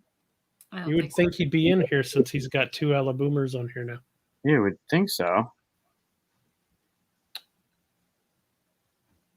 Don't they back to the way back actually, where you said that Blake had made Secret Hitler? I thought they made a Secret Hitler eventually, or something like that. Did they?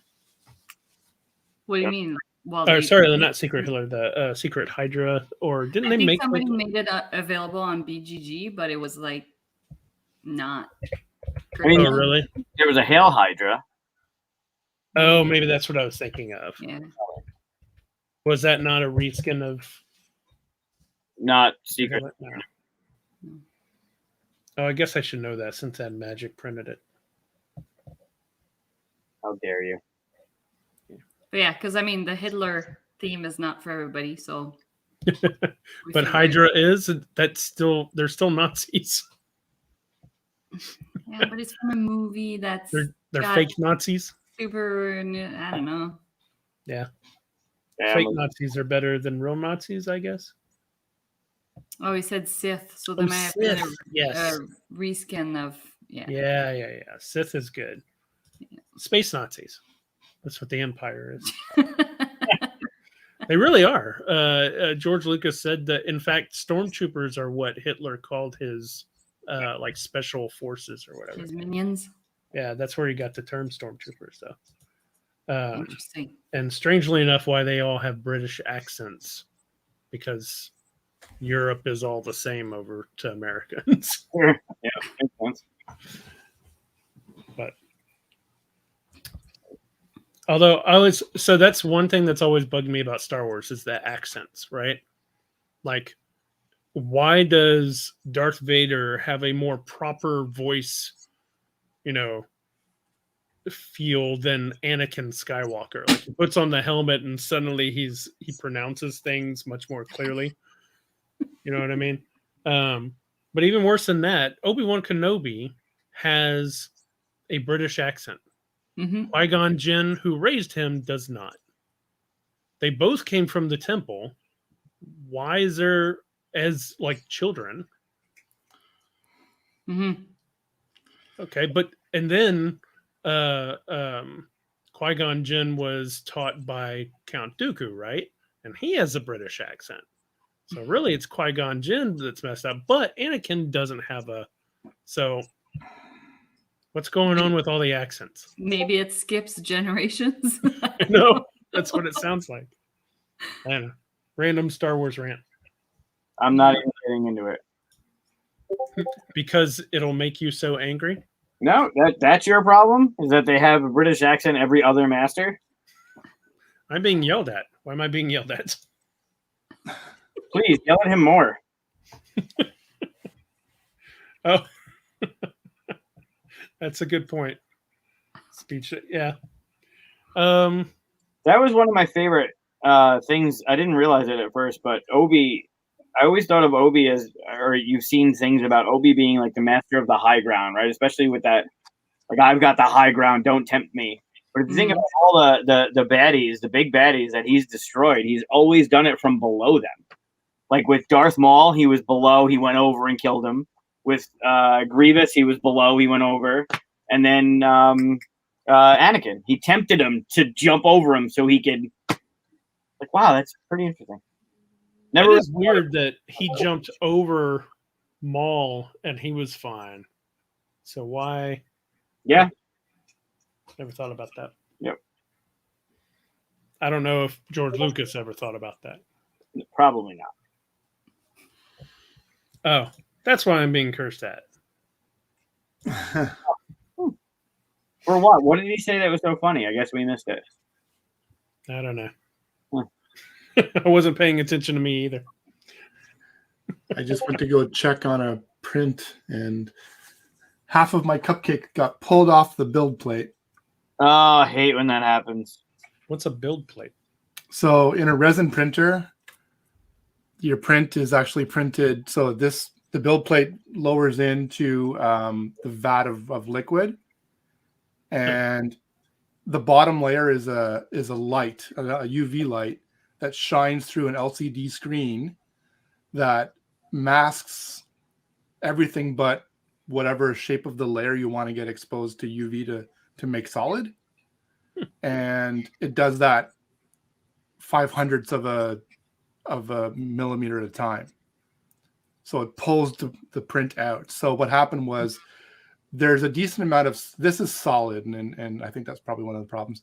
There's a decent amount of suction so if there's too much suction on the bottom, that it pulls it off the plate. Oh, okay. So because I printed them flat, I didn't put supports underneath it. So only this center part here was attached. They say that you should have a raft or whatever that goes beyond the widest point of your print. So that's not like a 3D printer then, where it does the layers. It's a different type of 3D printer. So this is an SLA printer versus an FDM, which is like the hot glue gun method that you're talking about. Do you still get the little layer look from your? No, version? so this is like. Oh, it's smooth. Yeah. Wow. Resin. Yeah. I have to get one of those. It's a 4K screen that I use the little LCD screen. It's a 4K screen, so it's pretty high res. They have 8K screens out now, but they're like $1,500, $1,000.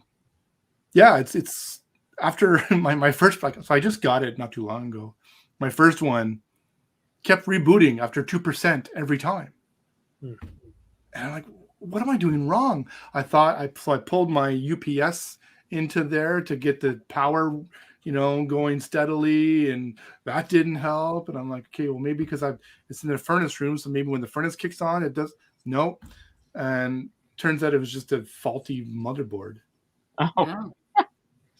So I got this new one, and I've been printing great ever since. You have a furnace room? Yeah, in a house. Yes. I'm in Texas. I don't know what a furnace Oh. room is. Yeah, you have probably 2 air conditioners, one for the top floor, one for the bottom floor. If we can. Yeah. I'm like, how Furnace do you room. not know what a furnace room? My friend in Allen, Texas, spent $25,000 on his AC system for his house. Holy. That sounds like a good AC. Well worth it. Jeez. He had to get one to put on the roof and one for the basement or the main floor. Man. Wow. I was just talking to somebody about like questioning why all of our roofs are black. Like, shouldn't we make them white so it bounces the light off? Yes. I don't know why we don't do that, especially here in Texas where it's like 105, but every day. Yeah, I don't know. There's probably some reason. I'm not a roofer. But anyway, so what else has been going on? What you been working on lately, Matt? Anything you can tell us about? Yeah, that you can speak of. Well, I just picked up a game gig with Pandasaurus. Ooh. I don't think I can actually say anything about it yet, unfortunately. The show. Any Kickstarters going right now that you worked on? I am working on the next game in the world that Merchants is based in. Ooh. Ooh. And what I can say is it's a retheme, reskin, redeveloped previously released game. Working on a game with I'm working on these really cool coins. Kickstarter is going to be coming up soon. I think I showed this on the album one night. So they're basically 3-inch coins that are about, I don't know, 7 or 8 millimeters thick, but they're dice. So you flick them and there's a ball bearing inside, and it kind of rattles around. And when it lands, so half the values are on one side, half the values on the other. I have a video I can show you, but you want to share your screen? Sure. It was actually pretty awesome. I'm gonna get me the. What do you know when they come out on Kickstarter? They're coming out soon, October maybe. Ooh. Okay. Where is this? Just hit the share button at the bottom. I got to find the video first. Okay. Yeah. So, how far do they go up? Like, do they go up to 20 or? Yeah, there's a. I joke with the guy. I'm like, well, how about your D2? What's your D2 going to be? So there's a 4, a 6, an 8, a 10, a 12, and a 20. Nice. Have you ever seen a D2? Yeah. They make it. Yeah, it's round on one. Yeah, so it's round on one end. Over. Yep. I mean, really, you could just use a D6, right? Yeah, you could. Or a coin. As you were joking. Yeah. Oh, I saw those. I saw the. Have you seen those class-based shaped dice? Like the arrows for the archer? Yeah. I saw them at a local store. They're not cheap. Nope. They're like $80 dice usually aren't. For the set? Oh, that's way too expensive. That's a lot. How much was it? 80? I want to say 80, but maybe that's more than I can remember. I don't know. What are they made out of? Titanium? No, I don't know. Titanium. I don't know. At our Pathfinder game, there's a guy that used, it was just like solid metal dice on my game master's wooden table. And he would go boom, and you'd hear like a boom, boom, boom. I'm like, dude, open a mat or something at least. And he, Nope. It's too heavy.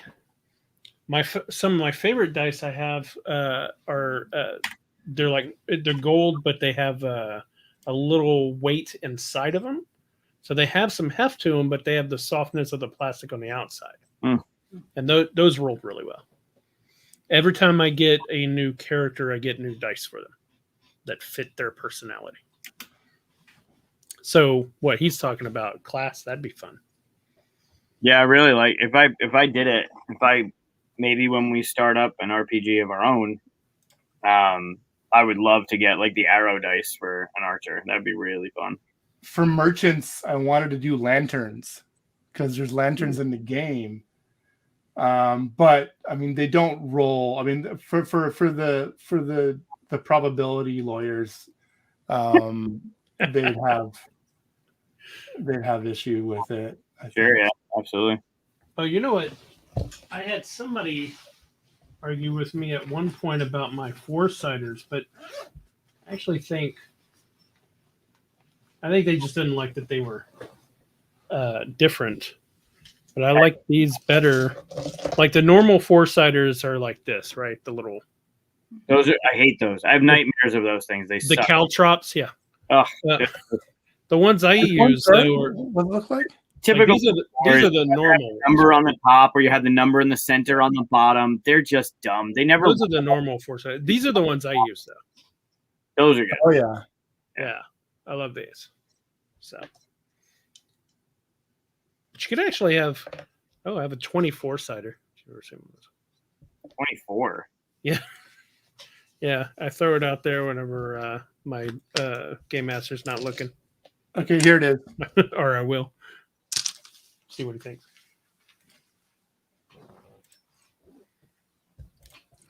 You sharing your screen? Okay. Boop. Does sound come through too? Oh, I don't know. Should. Try it. I hear it. Is that a drop of blood? Yeah. It's a drop of Matt's blood.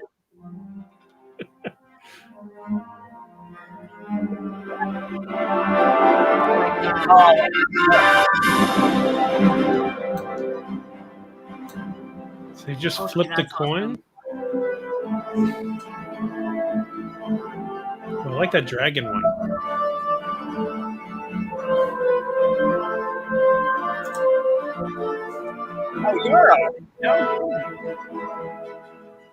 Yeah, you should. Yarrow, they make good stuff. Yeah, Tanner's great. Yeah. Yeah, So they're fun. We're doing the box is going to be really fun too. It's going to be we're getting an illustrator to do these awesome. So it's going to be a nice black box with a satin inside that the coins are all going to get slotted in. And then there's going to be a sleeve on it, and then the sleeve has a custom illustrated. It looks like it's encased in jade. So, and the illustrator took a dozen of the characters and did murals for each of the sides with them. Wow. That's cool. Yeah, it's gonna be really cool. It's gonna be what, $5-6 probably? Yeah. The whole set. Yeah. What is it? So if you buy one, you get all those coins that were in the video, or you just pick which coins you want? Undetermined yet. There is a lot of different ways we can go in that. I can tell you what the wants are, like what the aspirations of the campaign would be to offer it in several finishes where you can unlock them as they go. That's cool. Yeah, like gunmetal, or even like the merchant's coins, like the bimetallic stuff. That's pretty neat. Yeah. So you can get an entire set of gunmetal, or you can get an entire set of whatever you want. Ideally, yeah. Nice. That's cool. Yeah, I'm gonna have to. So those are fun. Yeah. Yeah, they look great. I think the manufacturing part of that, if anything is off a little bit, like. Yeah. Ooh. Yeah. As long as it's off in my favor. I love their maps. They did the 100-foot map. They did, yeah. Yeah. Really? We worked with them on the.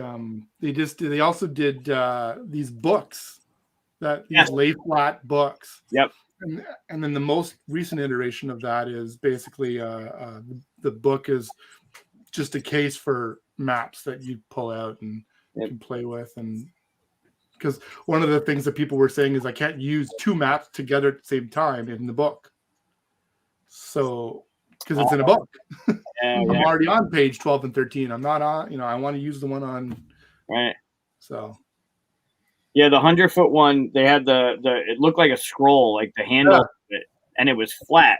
It wasn't round. So the either end of the scroll would sit flat on your table. Mm-hmm. You would roll it. It was a grid system. And as you rolled it rolled it. As you rolled it up, you'd open up more parts of like the journey through the map. But it was 100 feet of like forest, and then snow-covered mountains, and then lava pits. And it was really cool. They did a really a dungeon, I think it was called. Yep. Yeah, that was. He's a smart fella. Yeah. He showed me some of his other inventions, and I'm just like, where do you think of these things? Yep. It's like Julio with Holy. Yep, I was just thinking that. As soon as you said that, that's exactly what I said to Julio. Is this what you're talking about? Yeah. That's it. So the edges of it sit flat, so it doesn't roll on you. And as you play, you scroll one up, and it rolls through. Oh, that's fun.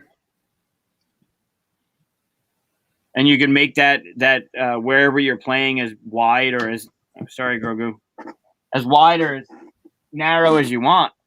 And then as you play, you roll through and get to the next part of the dungeon. Wow. Yep. Do they have one where you can draw your own? Like a blank one where you can draw with like a wet erase? No, but there's a company. I just at Tuesday, I just gave one. Look, they got it right there. Oh, there you go. I didn't know that was part of theirs. Yeah. Sorry, I missed this. There you go. I can need a still Star order it. Wars one now. I need a Star Wars one now. Hmm. They have a didn't they do a sci-fi one? I don't know. Did they? I thought so. Yeah, that's pretty awesome. When I was running my Star Wars during COVID, I had them go through a canyon chase on speeder bikes, and I had to draw an illustrator that's just extremely long map because I didn't know how long it would take them to overtake and get the bad guy and all. And like, if this was the map, they went from here to here and got the bad guy. And they never saw all of this drawing, and I was just like, man, if I had, if it was in real life, I wouldn't have had to like draw it out in Illustrator. It took forever. I used to hit the Illustrator and InDesign Max dimensions all the time because I do trade show displays, and I did a lot of stuff for a restaurant here in Ontario called The Works, and we used to do awnings and stuff like that, and I did murals and things, and it's like 218 inches is the most you can do in Illustrator, and it's weird that because they should know that you're doing more stuff, right? So it's you just you amp up the resolution and have the size of the thing. So that's pretty cool. I need to get. I have a like one of those giant paper pads that have the grids on them so that you could draw on them, but I don't like in Roll20. If you've ever seen that, you can program what people can see until they walk into a room and stuff. Yeah, but you can't do that. If you draw out the whole thing and just place it there, they get to see all the rooms and everything. So yeah, we use Fantasy Grounds when we play. Is that like Roll20? It is, yeah. It's a non-free thing though. One of my DMs is going to be his next project is he's got a spare television that he's going to undermount to do interactive maps. That's cool. Wow. That's neat. I actually have an idea that I consider. I still might do it, so maybe I shouldn't say. But it's sort of like this. It's like something you can use with role-playing games and stuff. Yeah, I'll tell you in the Discord. There's a company a few years ago that ran a Kickstarter. I think it was Fantasy World Creator or something to that nature.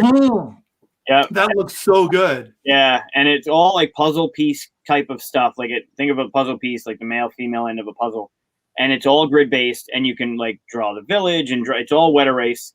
But it also had roofs of buildings, so you can draw what was in the building underneath it, and then put the roof on top. And if someone wanted to go in and explore it, it had minis for creatures and boxes, like treasure chest. It was so cool.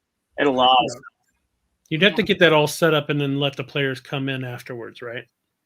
Either that or you can do it as they play, right? They could draw where they're going or put their character somewhere, because it also has standees that could move around and interact as the AI and stuff. So, all right. Gotcha. And I remember actually really well done. I remember sending that campaign to my brother-in-law because he does RPG stuff, and he was like, "Oh, this is so cool!" So, but I don't know that I've seen him since. No. Now that I think about it, so he may or may not have purchased some of it. I'm not even sure where it landed, but so maybe this is not the same thing I'm thinking of, because there was this thing that it was like a software to create your maps.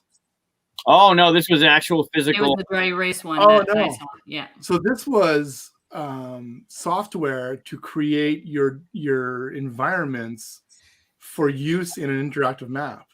Interesting.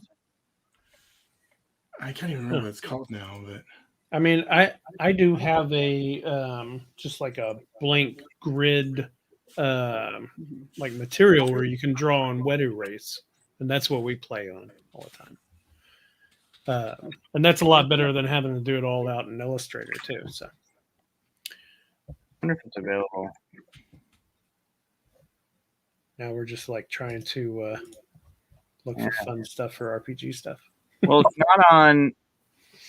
It's not on BGG because I don't think it's a game, right? I think it might be on the RPG version of BGG. Speaking of RPG stuff, do you think it'd be fun to do a show of like a one-off one time? Yes. Maybe. I don't know. Is it popular? Would people watch that? I don't know. Oh, I mean, what's their name? Critical Crit 20 or something like that. What is it? There's a whole show and everything with people big and set, but I mean that's what they're focused on. It'd have to be like a special show so we don't. Oh, I think it'd be fun for sure. Dungeon Alchemist, I think it's called. Oh, Evan knows you've been running.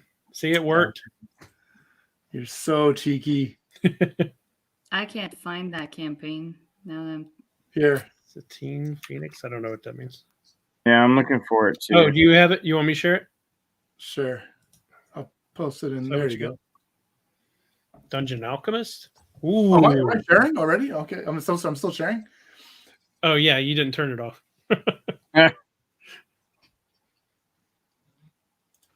Ever felt uninspired, technically challenged, or just bored when creating your game maps?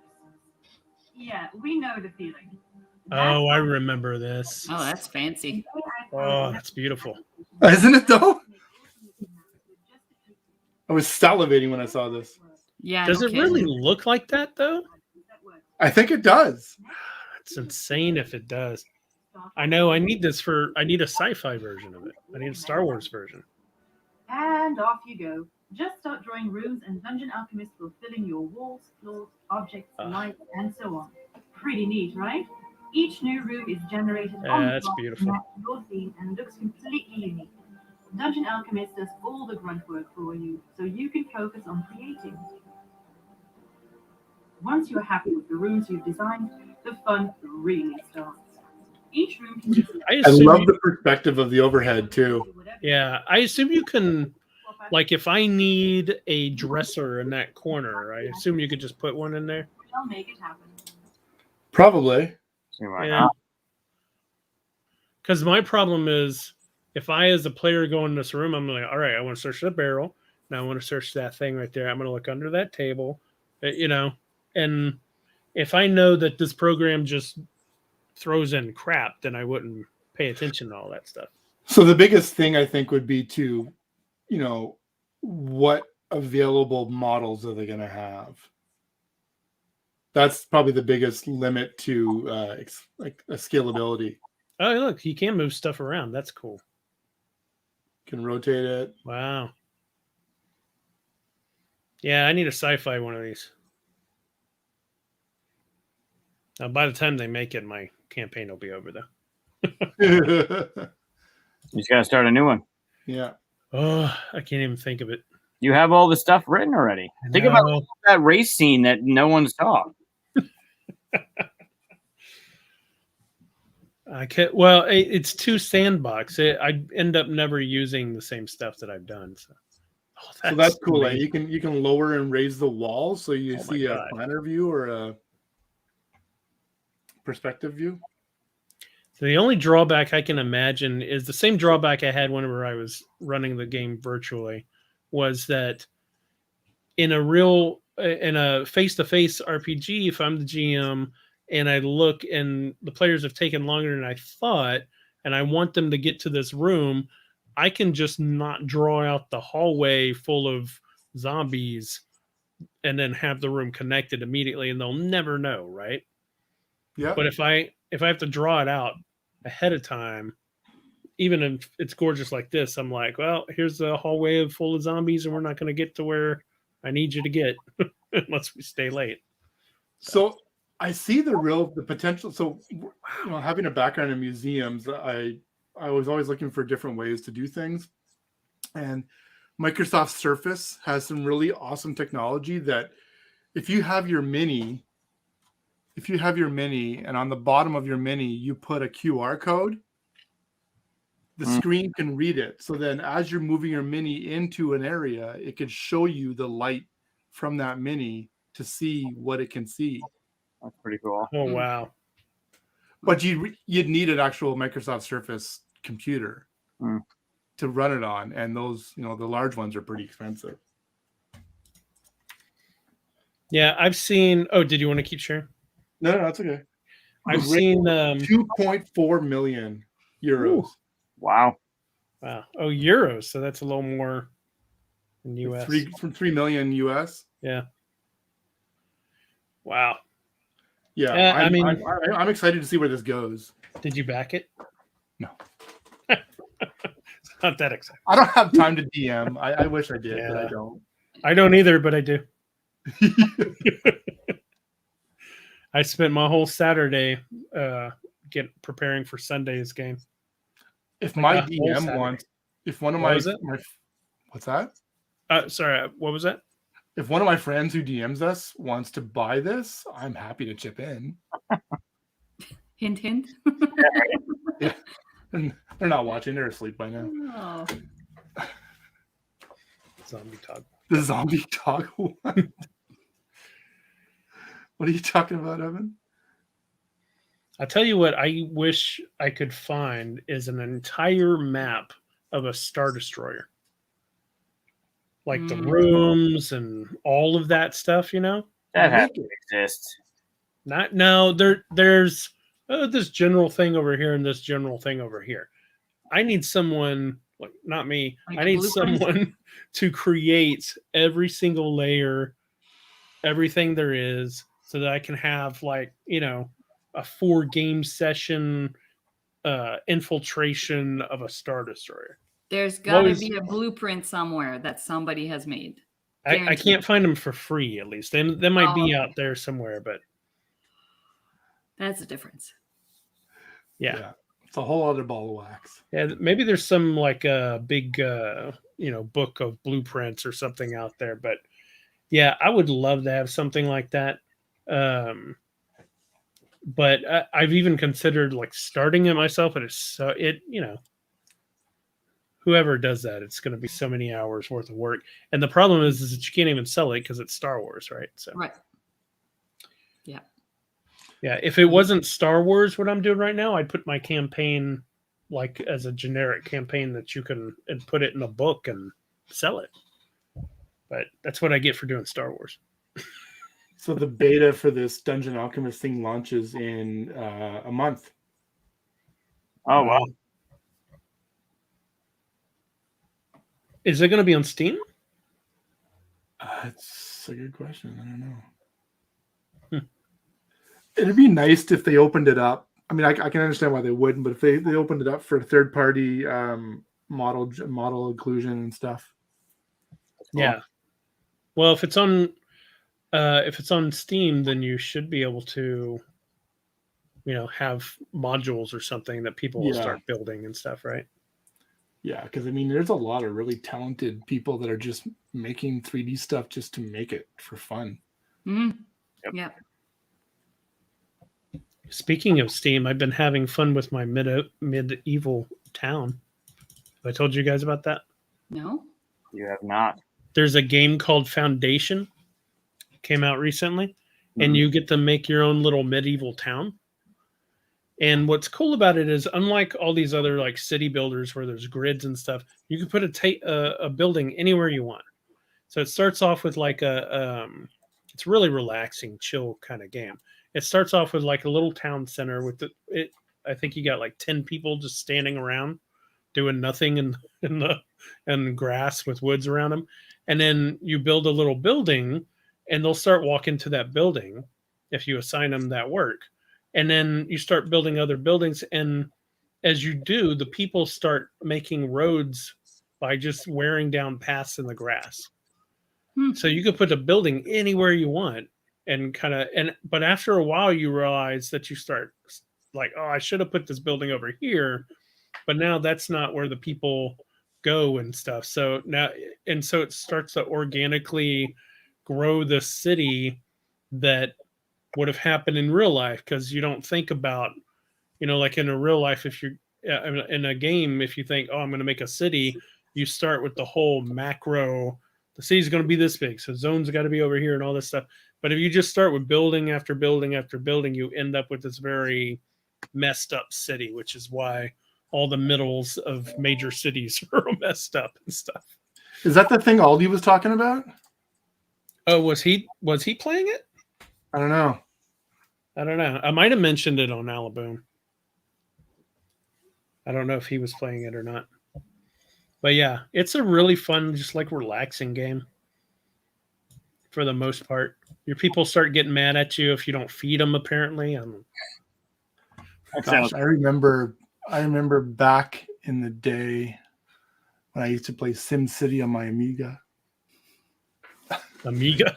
Wow. What? My Amiga 500. Oh, wow. With a full megabyte of memory. Oof. You have the big floppies? A full megabyte. No. I had the 3.5s, the hard ones. Nice. The first computer we had in our house was a Tandy 1000, 2000, 3000. Can't remember, but it had the big floppy ones. 5 1/4. Yeah. King's Quest and Space Quest and stuff like that. Oh. Well, I used to have actually, no, I never had one. Our first computer was a TI 99 4A, which is Texas Instruments, right? So it's like the super old 1980 maybe. Had the little cards with the punched holes? No, not that old. Just had a tape drive, like Oh, a cassette tape drive, and so I remember you'd like program forever. You'd type all these different lines of code out, and then it would load it up you'd save it onto a tape, and then it would load it up onto the computer from the audio tape. It was pretty high tech stuff, I gotta say. Wow. All right. Well, before we go down the road into whole rooms full of computers and stuff, what do you say we go ahead and wrap the episode up? It's been over 2 hours. Please like and subscribe. Anybody that's left. Yeah. Is there anything else? Yeah. Before we go, Matt, you want to plug some of your stuff? I know. Oh, your Facebook group. Yeah, you're really busy with a whole bunch of things, but oh yeah. So Christian and I started a group not too long ago called TVD, TEEVEEDEE, Tabletop Visual Design. I wanted to create an open forum for education and camaraderie and mentorship are all around tabletop visuals. A lot of the groups out there are a little more restrictive, and I mean, they may have started out like we are right now and had to get there, but the benefit of being small is you can keep it pretty wide open, and that's what I'd like to do, going forward as well. We're trying to have we're going to have regular video series as well, lunch and learns.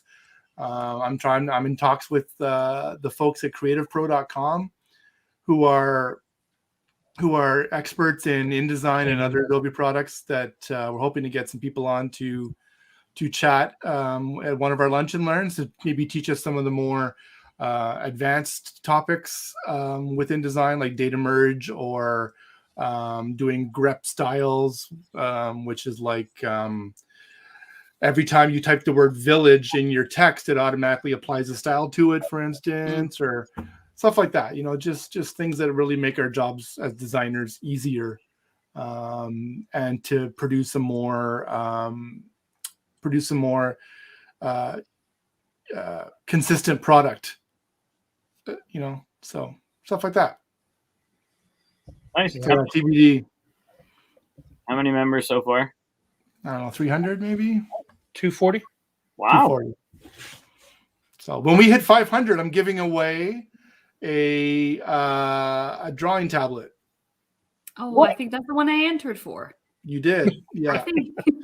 So if we hit 500 users, I'm going to be giving away a kind of like a Wacom and tool. Yeah, one of those guys. Wow. I think for when we reach 100, we're giving away $5 to McDonald's. So there you go on that one. I didn't approve that. It's coming out of Michael's paycheck. That's Well, one of the ways. So this group is sponsored by my company, and one of the ways that we've been really fortunate, especially during the pandemic. We haven't seen a much of a dip in business, which is fantastic. And one of the ways we wanted to kind of reinvest that into the community is to do stuff like this. And going forward, if we have to pay to or if we want to bring something on the show that requires payment, and that would be something that we'd look into as well, and so on. And I one of the blogs that I just recently published talked all about creativity and what that looked like for a bunch of people in the industry. Christian, very graciously submitted a submission as well, and we have people like Kwanchai Moria, Jackie Davis is another illustrator, Andrew Bosley, and a couple other graphic designers. And I was really amazed at how beneficial reading those accounts was for me personally. So if check it out on either our group, or I posted it to a lot of different groups as well, so like Maple Syrup and the board game group, I think it's in there too. But or you can just go to paquette.com to check it out. Yeah, I even mentioned that starting this show was part of my part of what my experience was that once you took away all of the socialness, I realized how starved for social contact I was keeping myself even before COVID. So I was like, I need to make friends, even if it's just virtually. So yeah, it's really so cool. That's obviously please share that stuff with the full 42, the Discord, the Facebook, whatever. Dump it over there too. Sure. Oh yeah. I should put this in our description as well. The TVD group. I'll put that in there. Awesome. All right, guys. Well, fun. Do we know what we're doing next week? We don't, do we? We never know. I don't know what I'm doing next week. I know I'm going to be exhausted. Mm-hmm. It's going to be a great show with lots to talk about. Two of us. Matt, you're not going to Gen Con, are you? No. See, I've been thinking about making, how they have that Gen Can't? Yeah. So I think this year a better thing would be Gen Won't. Because I won't go to Gen Con to, because I don't want to. I'd have to fly for one thing, and it would just be more expensive for me. And I'm still personally. I mean, this is a personal choice, but everybody makes it in their own choice. But I'm not there yet. Yeah. From a safety perspective. Yeah, I totally see that. And for me, it's the same thing as I'd have to fly there. It's the same cost of going for kind of half the show, since I know half the publishers aren't there and all that stuff. Yeah. It's a great show normally, worth the price for me to go when I go normally. Yeah. But not this year. But yeah, I totally get the whole mask thing and worry. So, like, I'm going to BGG Con, and I'm even with all of their levels of you have to wear a mask and all that stuff, I'm still like, I'm going to be around a lot of people for a long time. Yeah. I think my first con is going to be, I've been saying this for a while now, is going to be Gamma in March. Nice. I'd love to go to BGG. Pardon? I've never been to Gamma. That's the one in Las Vegas, right? Reno. Oh, they moved it to Reno. It used to be Vegas, I think. Yeah. It's nice. I like it because it's nice and small. It's industry as well, which is good. And I really, last year was my first year going, because I did not last year, 2 years ago was my first year going, just because I planned to go to Origins as well, because I did the rebrand for them, and it was nice just because it was, it's smaller, and you don't have these cavernous halls of thousands of gamers. True. More intimate. It's way more intimate. It's going to be interesting to see how this Gen Con goes from from all those perspectives. The amount of people, the mask, the lack of people, the lack of vendors, what it's going to be like outside. I don't know. It'll be interesting to see. So I'm sure next week's show we'll have a lot to talk about from that perspective as well. I'd love to go, but not sure. Yeah, it's hard to do. It's been interesting for the industry to reassess how important conventions are for everyone, and it's different for everybody. But it's been pretty interesting to see what different people's takes on it. So, all right. Well, leaving that interesting conversation in the episode. Let's see. We're going to be over at Discord. What else am I missing, Mike? Well, we'll be over at Discord if you want to talk about that stuff. You're welcome to join us, Matt. Yeah, definitely. It's too late for you. Okay, cool. A bio break first. Yeah, we'll be in the Bat Cave, the audio channel Bat Cave. The link is in our description. Cool. Well, thanks for having me on, folks. Evan, join the Discord. Talk about what Evan just said there. I'd like to talk a little bit too. But right here? Oh, yeah. We could talk about it on the Discord, but it's interesting, like that level of lack of vendors, lack of people, like new vendors. Yeah, it's an interesting topic. Yeah. All right. Well, thanks for watching, everyone. Let's make sure I hit the right button. I appreciate you taking the time, Matt. I appreciate you having me. Thank you. See you, buddy. I'm gonna make sure I hit the right button here. Last time please just drop out like last time. I found the right button this time. I'm gonna end it.